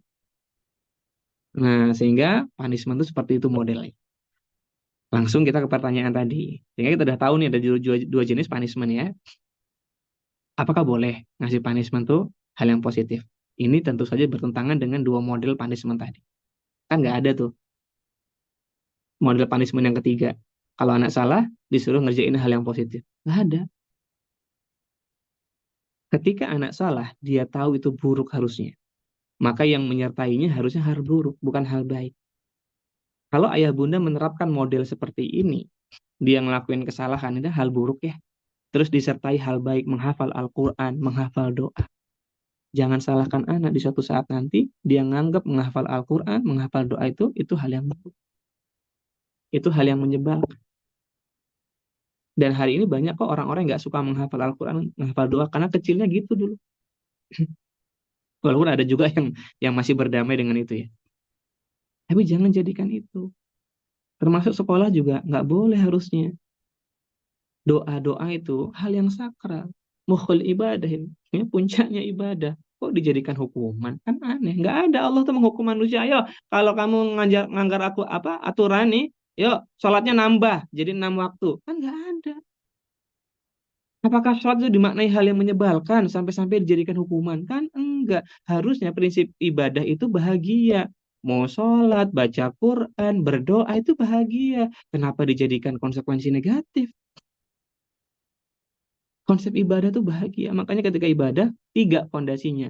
Mahabbah, khauf, dan roja. Cinta, takut, dan harap. Kok bisa dijadikan hukuman? Orang kata Nabi aja, orang yang berpuasa itu lisoimi farhatan. Ada dua kebahagiaan bagi dia. Kok bisa dijadikan punishment? Kalau memang itu punishment, bisa jadi nih, kamu kalau ngelanggar aturan, kamu puasa ya, Senin Kamis loh. Ibadah jadi nggak bahagia lagi kan kalau kayak gini. Nggak boleh. Ini bertentangan dengan prinsip pola pikir manusia. Gimana kontradiksi apa? Sama kontradiksi gitu jadinya. Ini dia salah, ini hal buruk, kok dihukumnya hal baik gitu. Nggak bisa. Jangan. Jangan seperti itu. Kalaupun masih ada yang memperlakukan seperti itu, mungkin dia ya belum nggak tahu prinsipnya apa, nggak tahu ya Allahu a'lam. Cuman kayak gitu lebih berprinsip untuk jangan. Dan kalau secara ilmiah ya gitu. Dalam prinsip agama juga nggak ada hukuman itu kok positif. Apa maksudnya ngasih hal-hal yang positif? Nggak ada. Ya hukuman itu tanggung jawab. Baik ya. Ya kecuali kesalahan dia karena nggak murojaah, maka dia nanti harus murojaah, yaitu sah-sah saja. Dia badal namanya, mengganti. Nah, tapi kalau dia ngelakuin hal yang salah, ya, dia misalnya tadi dia ngerebut mainan adik, ya diajarin dia. Kembaliin mainannya. Kemudian dia minta maaf, ya. Kemudian dia nanti dapat hukuman, nggak dapat snack, makan coklat siang, nggak ada masalah. Boleh. Gitu. Jadi hukuman itu cuma dua kemungkinannya, mendatangkan hal yang negatif atau menarik kenikmatan. Jadi jangan justru malah dikasih sesuatu yang harusnya bernilai baik. Apalagi ini kemuliaan ya, masalah baca Quran, apa masalah hafalan Quran, masalah hafalan doa. Jangan. Kalau bisa hafalan itu dibikin menyenangkan, dibikin sesuatu yang sakral, dibikin sebagai hal yang memang ini punya kemuliaan yang tinggi ya, harusnya seperti itu. Bukan dijadikan hukuman. Ini justru merendahkan prinsip-prinsip ibadah. Ini kalau prinsip kami pribadi ya Bunda, dan kami pernah diskusi dengan asatidzah yang lain juga sama gitu. Makanya kalau ada mungkin ayah bunda menemukan ada ustadz atau sekolah gitu ya, kok masih pakai sistem itu. Allahu a'lam apa prinsip mereka. Tapi kalau prinsip yang kami pahami jauh ini dari ilmu yang kami pelajari yaitu. Demikian jawabannya. Semoga Allah mudahkan. Barakallahu fikum. Insya Allah, bahwa penjelasan yang sangat menyenangkan dari Bunda ya, banyak masukan dan baik-baik. Untuk sebelumnya, untuk ayah Bunda yang mau present boleh langsung bertanya juga, boleh langsung bertanya juga, dan mungkin Ustaz boleh memilih ini pertanyaan juga karena Masya Allah ini Bunda dan para ayah semangat sekali Ini anak-anak lebih banyak sekali pertanyaannya Ustaz. Masya Allah. Ya betul, Ustaz. Anda pilih ya, Ustaz ya. Ini ada Ibu Wiwi. Jadi baiknya usia berapa diajarkan untuk empati? Ibu, untuk mengajarkan empati itu sejak dini. Tapi banyak mengajarkan empati dengan contoh. Namun harapan kita jangan langsung dia pasti bisa empati, enggak. Tapi ajarkan dengan contoh, kudwah, kudwah hasanah ya, contoh yang baik. Jadi ibu bisa ajarkan kalau anak lagi salah ya, itu sesekali mungkin ibu marah boleh. Tapi sesekali ibu tenang ya nak ya.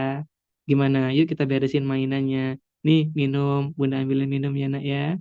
Yuk kita main yang lain yuk. Jadi bervariasi ngajarinya. Ini biar ngajarin empati. Nanti bunda bisa lihat kalau dia jadi kakak ke adiknya, adiknya salah atau adiknya nangis ya. Dia nggak cuma bisa marah doang, tapi dia, yuk kita beresin mainannya yuk. Yuk kakak bantu yuk. Gitu, Bu.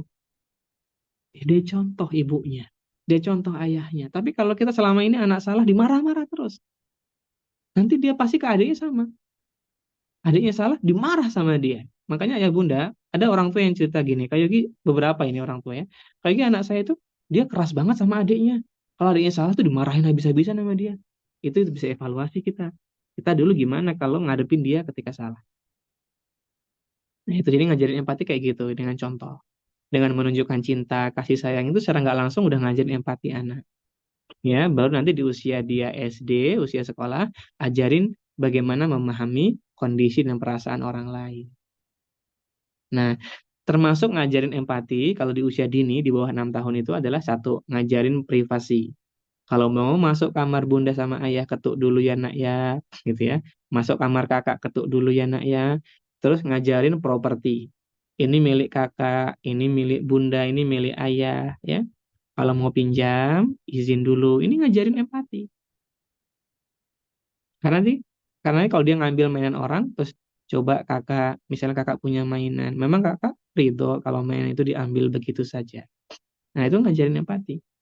Ngajarin privacy, ngajarin properti, ya, kepemilikan dia, kepemilikan orang, ngehargain itu ngajarin empati. Ya, ngajarin izin, itu ngajarin empati. Di usia-usia dini ya ayah bunda.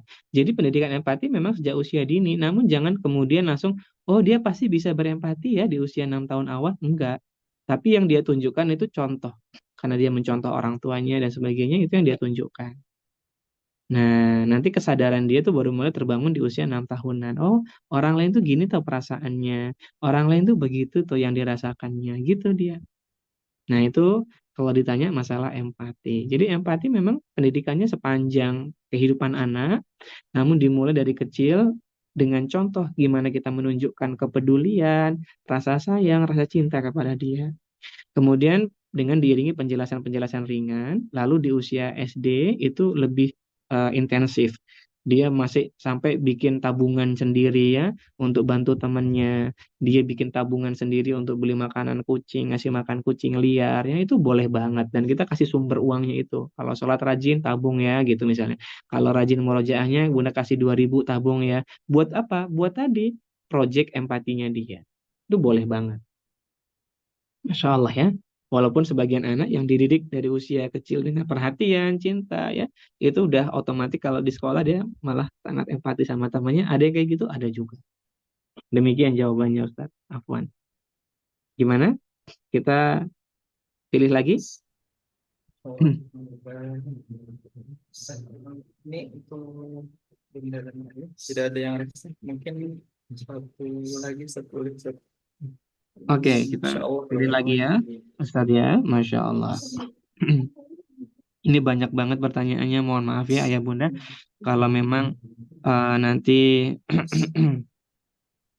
apa namanya nggak terjawab semua, qadarullah. Bismillah, Kak Yogi, Afan mau bertanya, jika negatif punishment, apakah jadi berarti bentuknya ancaman? Bukan, bukan ancaman ya, kesepakatan ya Bunda. Iya, sebenarnya istilah ancaman tuh nggak masalah loh dipakai buat pendidikan anak. Cuman yang jadi masalah, ancaman itu jangan cuma digertak aja, tapi harusnya benar-benar tegas dan dilaksanakan kalau dia melanggarnya. Makanya ya Bunda, sebagai orang tua tuh hati-hati ketika berbicara, apalagi mengancam. Jangan sampai kita nggak bisa menunaikan ancaman itu. Jadi boleh sah-sah saja ya. Nah, kalau kamu nggak mau mandi nanti ditinggal loh, nggak diajak jalan-jalan, itu boleh dan nggak masalah itu, beneran. Kalau ada orang bilang, loh nggak bagus ngancam anak, lo nggak bagus ngasih, dia belum belajar teori behavioristik berarti. Orang yang sudah melakukan penelitian dari 1900-an awal. Aneh. Dia mungkin baru baca gimana gitu ya. Itu orang udah neliti panjang gitu sampai hari ini ya. Kalau dia mau bantah ya minimal dia teliti apa riset dia. Nggak boleh ngasih ancaman. Ancaman itu boleh asalkan realistis pelaksanaannya. Jangan kayak orang tua zaman dulu. Nah ini yang dilarang. Kalau nggak mandi nanti digigit tikus loh gitu. Nah ini baru pembual ya, ancamannya bohong. Nggak boleh ya. Nanti kalau nggak mandi digigit genderuwo loh. Nah, kalau maghrib-maghrib nggak bisa diam nanti di bawa kuntilanak loh. Nah, ini nggak benar. Nggak mungkin terjadi itu kan. Nah, maka ya Bunda rahimani wa rahimakumullah, ancaman seperti itu yang buruk ya, batil itu nggak boleh ya. Kalau bisa ancaman itu yang realistis ya, yang memang sudah disepakati sebelumnya. Jadi jatuhnya bukan ancaman tapi mengingatkan kesepakatan gitu. Adapun kalau pakai istilah ancaman sebenarnya nggak masalah juga, asalkan kita benar-benar udah sepakat, kita benar-benar udah bisa untuk merealisasikan kalau dia benar-benar melanggar.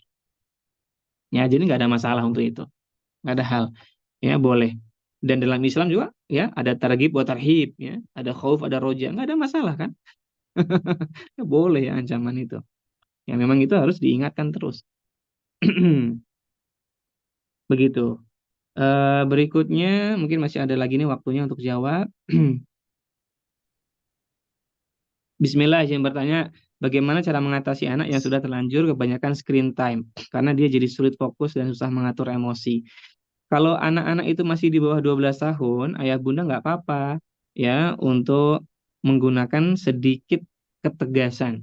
Maksudnya agak keras, agak kencang tuh boleh. Kalau masih di bawah 12 tahun. Karena memang para ulama mengatakan di usia-usia ini ya ta'dib ya, usia-usianya pendidikan, dan pendidikan adab itu harus kencang di usia ini. Makanya pendidikan pendidikan sholat juga di usia ini ya 7 sampai dengan 10 tahun. Nggak apa-apa. Ya, jadi memang diambil HP-nya. Diambil, dia nangis, dia ngamuk. Kalau usia ini kan orang tua masih lebih kuat daripada dia. Nggak apa-apa. Yang jadi masalah kalau udah remaja ini nggak bisa.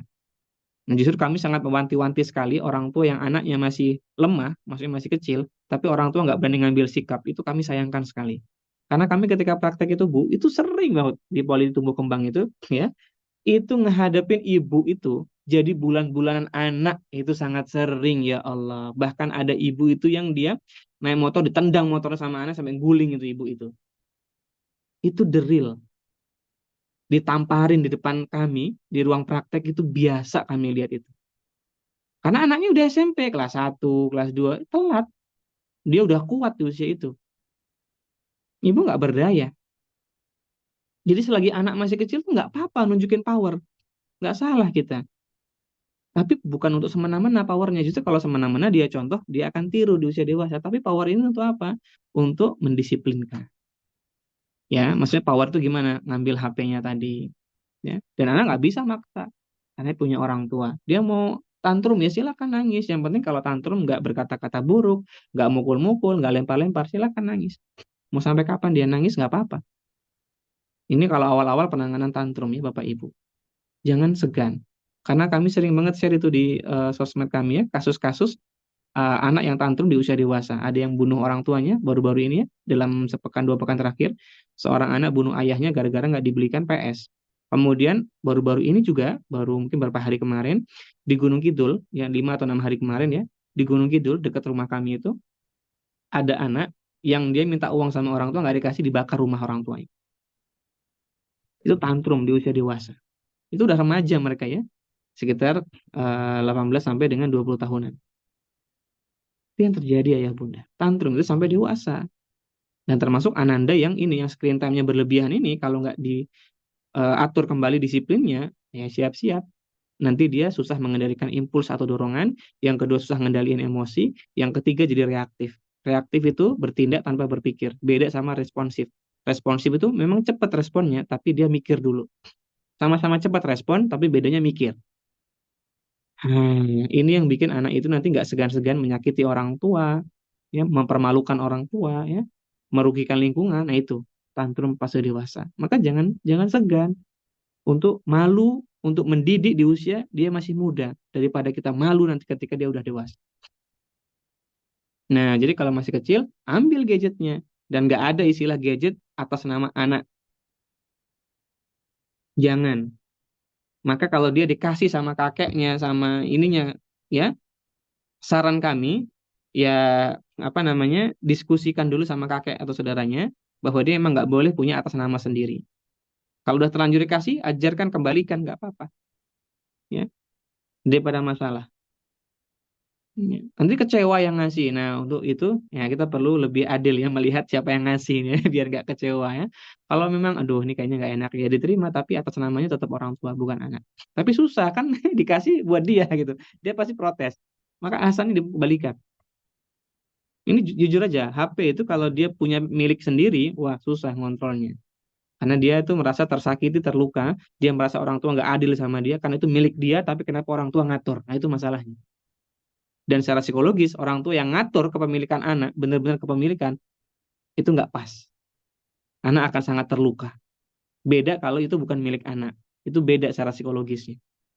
Maka jangan pernah ngasih nama, ngasih HP atas nama dia. Yang kedua, ya, dibuat lagi aturannya. Maksimum untuk anak 6 sampai dengan 12 tahun itu maksimum, kalau dia 6 sampai dengan 9 tahun itu 2 jam aja. Kalau udah 10, 11, 12 itu bisa 3 jam per hari. Tapi itu nggak sekali duduk 3 jamnya. Bisa dibagi-bagi jadi 3 waktu, 4 waktu dan sebagainya. Nggak sekali duduk ya. Dan syaratnya kalau dia mau 2 jam itu, apa yang harus dia penuhi? Satu, kebutuhan spiritual, sholat, murojaah, ngaji itu terpenuhi. Ini menurut penelitian ya, bukan Kak Yogi yang bilang. Yang kedua, dia sudah melakukan tugas kemandirian. Dia bersihin rumah, nyapu, ngepel. Tiga, dia udah bersosial, udah ngobrol sama orang tuanya, sama teman-temannya main ya. Yang ketiga, dia udah apa, yang keempat, udah olahraga. Itu 4 syaratnya. Spiritualnya terpenuhi, kemudian dia udah mandiri, kemandiriannya, tugas-tugas kemandiriannya, tugas sekolahnya kerjakan. Yang ketiga, dia itu olahraga, ya. Nah, ini olahraga itu penting banget gitu ya, untuk anak-anak. Nah, itu harus terpenuhi itu ayah bunda ya. Dari mulai spiritualnya, dari mulai kemandiriannya, dari mulai sosialnya dan olahraganya gitu ya. Itu syaratnya. Kalau belum itu terpenuhi ya nggak dikasih nontonnya. Nah, harus tegas. Itu untuk gadget. Terus yang kedua, untuk gadget itu, satu, atur kembali tujuannya. Untuk apa dia main gadget? Jangan cuma untuk sekedar hiburan. Tapi ayah bunda bisa kasih goals. Oke, untuk hiburan, biar lebih fresh. Tapi untuk hiburan tuh cuma 10 menit aja. Sisanya apa? Coba nak kamu cari tahu tentang sejarah apa gitu ya. Atau tentang hewan apa, tentang planet apa, itu boleh banget. Yang kedua, setelah tujuan, kontennya. Konten apa yang boleh, konten apa yang nggak boleh. Itu dikasih tahu. Dan ayah bunda kontrol. Ya. Nah, tujuan, konten, ya. Terus kalau bisa waktunya tadi dibatasi ya, dan pendampingan, evaluasi. Nah, itu 4 syaratnya kalau kita mau ngelepas anak dengan gadgetnya.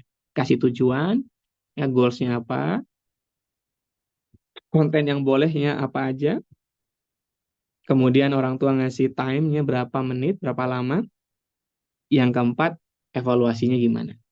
Jangan di lost gitu aja untuk gadget. Harus tegas. Wallahi orang tua, ayah bunda, tegaslah sama gadget. Gadget tuh nggak salah, sama sekali nggak salah. Kami semalam baru bahas ini kalau nggak salah, atau kemarin pagi ya. Ya, gadget tuh sama sekali nggak salah. Yang salah itu orang tua.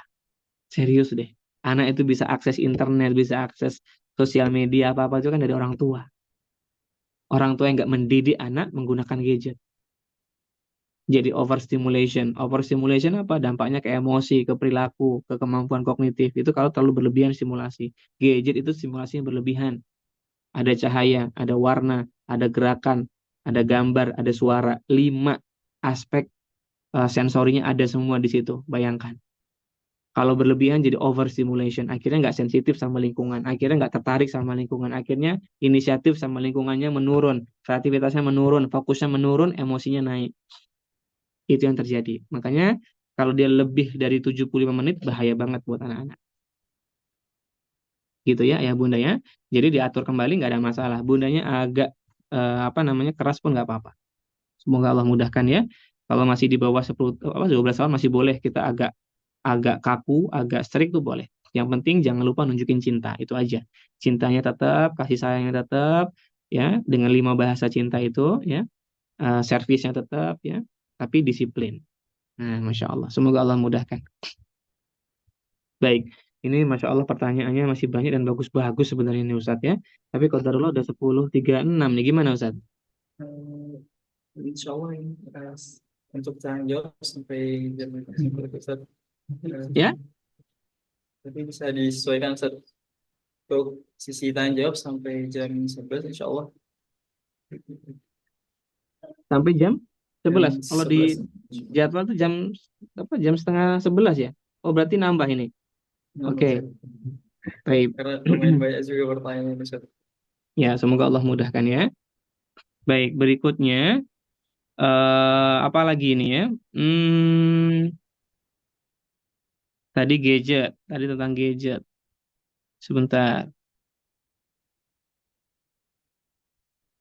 Kak Yogi, mau tanya, kalau anak terus-terusan dikasih reward atas sikap positif atau tindakan positif, apakah itu akan berdampak kepada anaknya? Jadi misalnya anak mau melakukan hal baik karena reward, bukan karena keinginan dari dirinya sendiri. Nah, ini banyak pertanyaan yang ditanyakan seperti ini oleh orang tua. Dan sebenarnya pertanyaan ini bukan hal baru. Di tahun 1900-an tadi, teman-teman behavioristik itu udah dikritik sama teman-teman aliran kognitif. Kalau anak itu dikasih reward, maka apakah dia nggak jadi depend atau tergantung sama reward itu? Ya, itu udah dikritik lama, gitu ya. Tapi orang-orang behavioristik bisa menjelaskan itu. Kenapa? Karena prinsip behavioristik itu adalah prinsip paling dasar pendidikan. Sementara prinsip paling tingginya nanti itu adalah di prinsip pemahaman, pengetahuan. Jadi orang behavioristik bilang, ya nggak bisa kalau cuman pembiasaan aja, karena faktanya pembiasaan atau perilaku itu nanti tergantung lingkungannya di mana. Kalau lingkungannya baik, pasti baik. Kalau lingkungannya buruk, ya nggak baik gitu. Dia ikut buruk. Itu prinsip behavioristik. Makanya kalau mendidik disiplin, kita cuman biasanya neken, nakut-nakutin, terus bersikap keras sama dia. Nah ini masalah.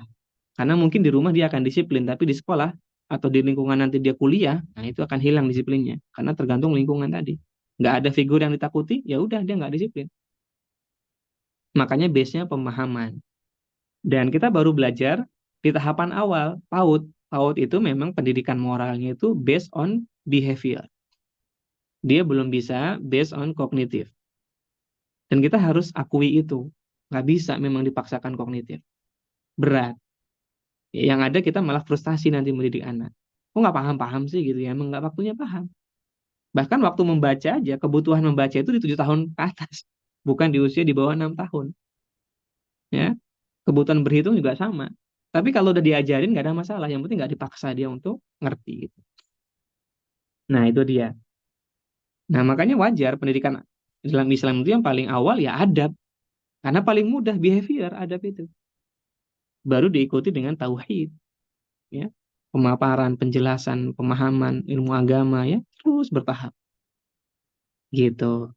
Jadi sama halnya kalau kita seperti ini, kita mempertanyakan gimana kalau pendidikan adab itu anak itu seringnya apa namanya ditakut-takutin ya, orang tuanya tegas. Berarti kalau nggak ada orang tuanya jadi nggak beradab dia kan gitu nanti akhirnya kan. Ya sama aja. Tapi nyatanya kan enggak.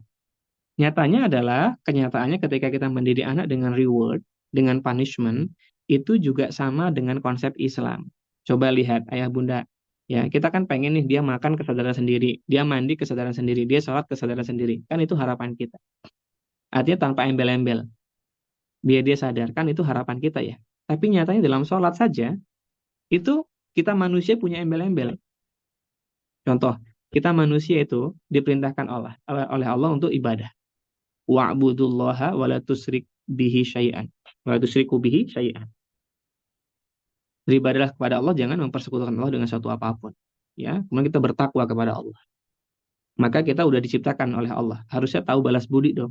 udah dikasih rezeki, udah diciptakan. Makanya sholat itu sebagai bentuk kesadaran kita, kebutuhan kita sholat. Ya, sebagai tanggung jawab kita, konsekuensi dari la ilaha illallah. Makanya tanpa adanya iming-iming surga, harusnya kita sholat. Tapi buktinya apa? Allah tetap kasih iming-iming surga. Allah tetap kasih punishment neraka kalau nggak sholat. Padahal harusnya kita sadar dong, tanpa adanya iming-iming itu, harusnya sholat. Udah kewajiban, sebagai bentuk tahu diri, kesadaran. Tapi enggak, Allah tetap kasih, nih kamu dapat pahala. Pahala yang besar. Amalnya pertama kali dihisap, sholat. Itu dalam prinsip hisab. Dan itu berlaku untuk orang dewasa yang harusnya ngerti. Coba. Nah, jadi nggak ada yang salah sama metode tarhib wa targhib, sama metode punishment dan reward. Nggak ada yang masalah. Nah, yang jadi masalah adalah ketika kita memberikan sistem reward, tapi kita nggak pernah menjelaskan kepada anak. Itu masalahnya. Jadi anak tergantung sama reward and punishment. Dan ini banyak yang terjadi kayak gitu. Maka kalau kita itu anak tuh dia makan, Masya Allah ya, itu reward itu kan banyak ya, nggak hanya hadiah sebenarnya, pujian ya, doa, kan Nabi contohkan semua ini ya. Kemudian apalagi bisa dengan temenin bermain ya, ajak dia jalan, pokoknya hal yang menyenangkan tuh reward. Nah kalau kita mau pakai hadiah misalnya, rewardnya hadiah gitu. Jadi jangan dimaknai reward tuh hadiah terus ya gitu, banyak jenisnya. Nah misalnya ambil saja hadiah. Contoh, uang misalnya gampangnya gitu ya. Apakah dia tergantung sama uang? Enggak. Dia tergantung itu kalau di 6 tahun awal. Di 6 tahun yang kedua, itu dia udah mulai paham penjelasan orang tua. Nah, ini kalau kamu rajin sholatnya dapat 1.000 ya nak ya dalam satu waktu. Kalau 5 waktu dapat 5.000. Masya Allah. Tapi nak, hadiah ini yang Bunda berikan 5.000 ini kecil. Gak ada apa-apanya dibandingkan pahala yang besar di sisi Allah. Semoga kamu ikhlas niat sholatnya ya. Dan ini sebagai bentuk rasa senang Bunda saja karena kamu rajin sholat. Nah itu terus dibangun kayak gitu kalau ngasih. Dia jangan cuma ngasih nyoh gitu doang. Ya dia gak akan paham gitu ya. Maka tadi kata ahli behavioristik, kalau dia udah fungsi otaknya bagus, ya pemahamannya itu harus ditingkatkan gitu. Jadi, nanti ketika di usia remaja, dia udah nggak tergantung sama hadiah. Karena udah paham, udah terbiasa. Satu, dia udah terbiasa dibentuk perilakunya. Karena dengan pembiasaan reward and punishment. Ya, dia happy banget itu dengan itu. Ada perasaan bahagia. Jadi tersentuh juga emosinya. Kemudian yang ketiga, disentuh juga pemahamannya, kognitifnya. Tiga hal ini kalau tersentuh, emosi, kognitifnya, behaviornya, maka dia jadi sadar. Membuat manusia mudah sadar. Nah itu penjelasannya ayah bunda. Jadi nggak ada masalah ngasih reward and punishment. Dan bahkan sampai SMA pun nggak apa-apa loh kita ngasih reward and punishment. Yang penting kita nggak ketinggalan penjelasannya. Yang jadi salah itu ketinggalan penjelasannya. Dia nggak paham akhirnya buat apa hadiah ini, apa maksudnya. Itu yang salah. Ya, meskipun Allah jamin surga dan neraka gitu ya bagi orang yang sholat masuk surga, yang enggak ya dia di neraka gitu ya. Tapi Allah kasih penjelasan ya, kenapa dia harus sholat, kenapa dia harus ibadah ya, dikasih penjelasan. Orang biar paham, orang biar sadar ya. Dan memang kita harusnya kalau sholat kan mengharapkan surga ya, boleh banget itu. Nah tapi itu konsep agama. Kalau kita di konsep pengasuhan ya sama aja, nggak apa-apa ngasih ngasih hal yang positif ke anak itu nggak apa-apa. Nah jadi kalau bisa rewardnya nggak hanya hadiah, tapi divariasikan. Biar dia punya banyak pengalaman, sensasi, perasaannya itu disentuh dengan berbagai hal tadi.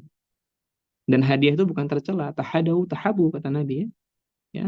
Hadiah itu bikin orang saling mencintai. Tapi hati-hati dengan intensitas. Makanya tadi untuk menghindari intensitas, ya kita variasikan. Nggak cuma hadiah itu gitu ya. Tapi dengan hal yang lain dikasih penjelasan, insya Allah nggak. Nah itu tipsnya agar anak itu nggak take and give. Nah, take and give itu disebabkan ini hasil riset ya, karena dia nggak paham, karena dia cuma ditekan saja di situ ya, dengan atau dimanjakan dengan hadiah-hadiah tadi saja. Itu penyebabnya. Jadi sudah terjawab ya, jadi nggak apa-apa ngasih hadiah ke anak-anak. Jangan anti hadiah, karena Islam itu nggak anti sama hadiah. Yang bahkan bikin orang saling mencintai kata Nabi Shallallahu Alaihi Wasallam. Dan bahkan kami pernah ketemu seorang anak nih ayah bunda ya, ketika dia sekarang udah 25 tahun. Terus dia bilang, ya, ayahku tuh dulu tuh galak banget. Ayahku dulu tuh dulu suka ngehukum. Ayahku dulu itu eh, serem kalau marah gitu ya. Maksudnya dia tuh sebel sama ayahnya karena dia lebih memilih ibunya, ya, kalau masih kecil dulu. Tapi sekarang ketika dewasa dia sadar, ternyata dibandingkan ibunya, ayahnya lah yang paling sering memberikan dia hadiah. Ketika dia rajin sholatnya, ayahnya tiba-tiba dari sekolah ya, ayahnya guru, dia ngasih hadiah ke anaknya. Ketika dia berhasil ya ikut kegiatan walaupun nggak menang, ayahnya yang kasih hadiah ke dia, ya, tanpa ayahnya tuh bikin kesepakatan, ya, masya Allah. Tapi dia sadar, ternyata setiap kebaikan yang dia lakukan, ayahnya selalu menghargainya. Dan itu baru sadar sekarang, kenapa dia itu sekarang itu cenderung kepada kebaikan, ya. Dia tuh sekarang ya bagus ya anaknya itu ya. Dia belajar tuntas, bahkan di usia sangat muda udah selesai S2-nya ya. Dia udah selesai bahasa Arabnya, baca kitabnya udah bagus ya. Pemahaman agamanya nggak kaleng-kaleng dia. Ya Masya Allah ya.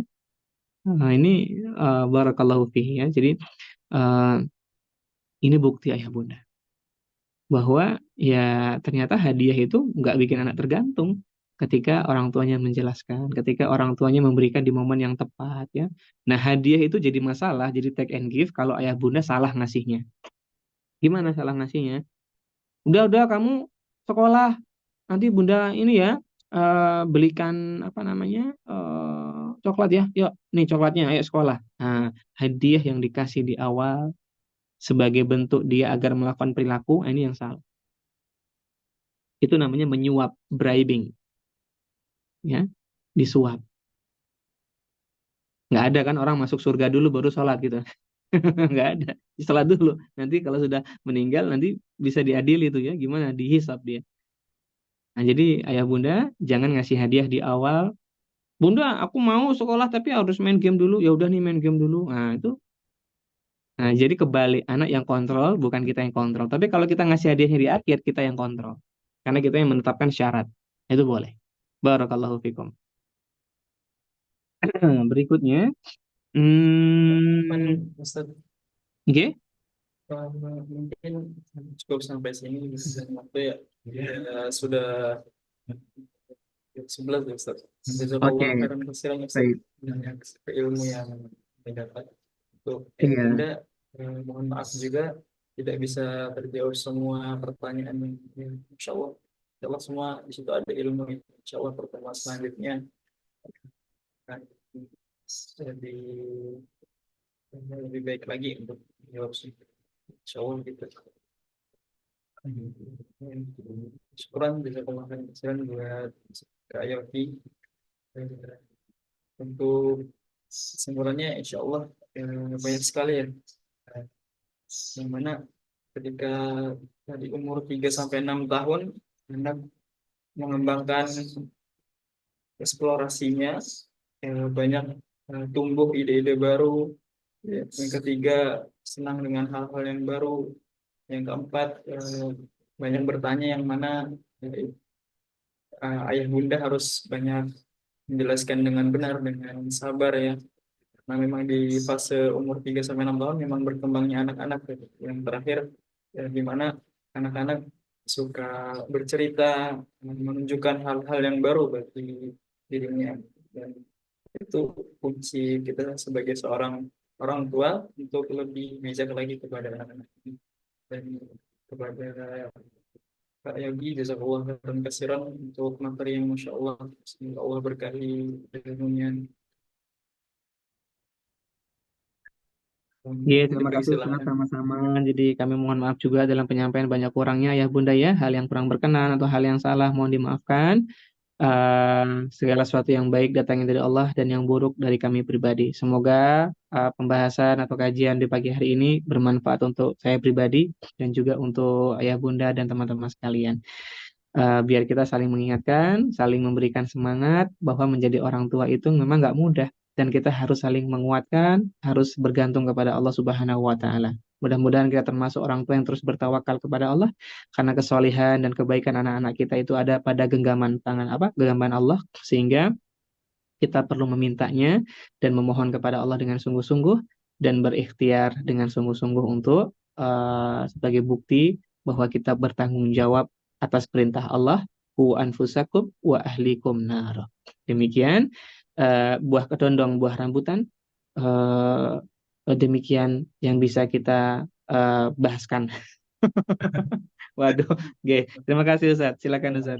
Nah, kembali lagi kita khairan keseran kepada Kak Yogi, Gus Yogi. Untuk ayah bunda, terima kasih juga telah hadir di kemudian kami berdoa syakirin dan doa syakirin. Semoga Allah limpahkan kebaikannya, ridhonya untuk kita semua. Untuk hari ini mungkin kita cukupkan dengan baca doa kafaratul majelis. Subhanallah. Alhamdulillah, asyhadu an la ilaha illa anta, astaghfiruka wa atubu ilaik. Dari kami, terima kasih. Sampai bertemu lagi di perjumpaan berikutnya. Assalamualaikum warahmatullahi wabarakatuh. Waalaikumsalam warahmatullahi wabarakatuh. Terima kasih Ustadz. Ya, salam untuk Pak Rizky ya dan teman-teman. Nggih. Ayah Bunda mohon Salam, izin untuk pamit duluan. Wassalamualaikum warahmatullahi wabarakatuh. Terima kasih Ayah Bunda. Barakallahu fikum.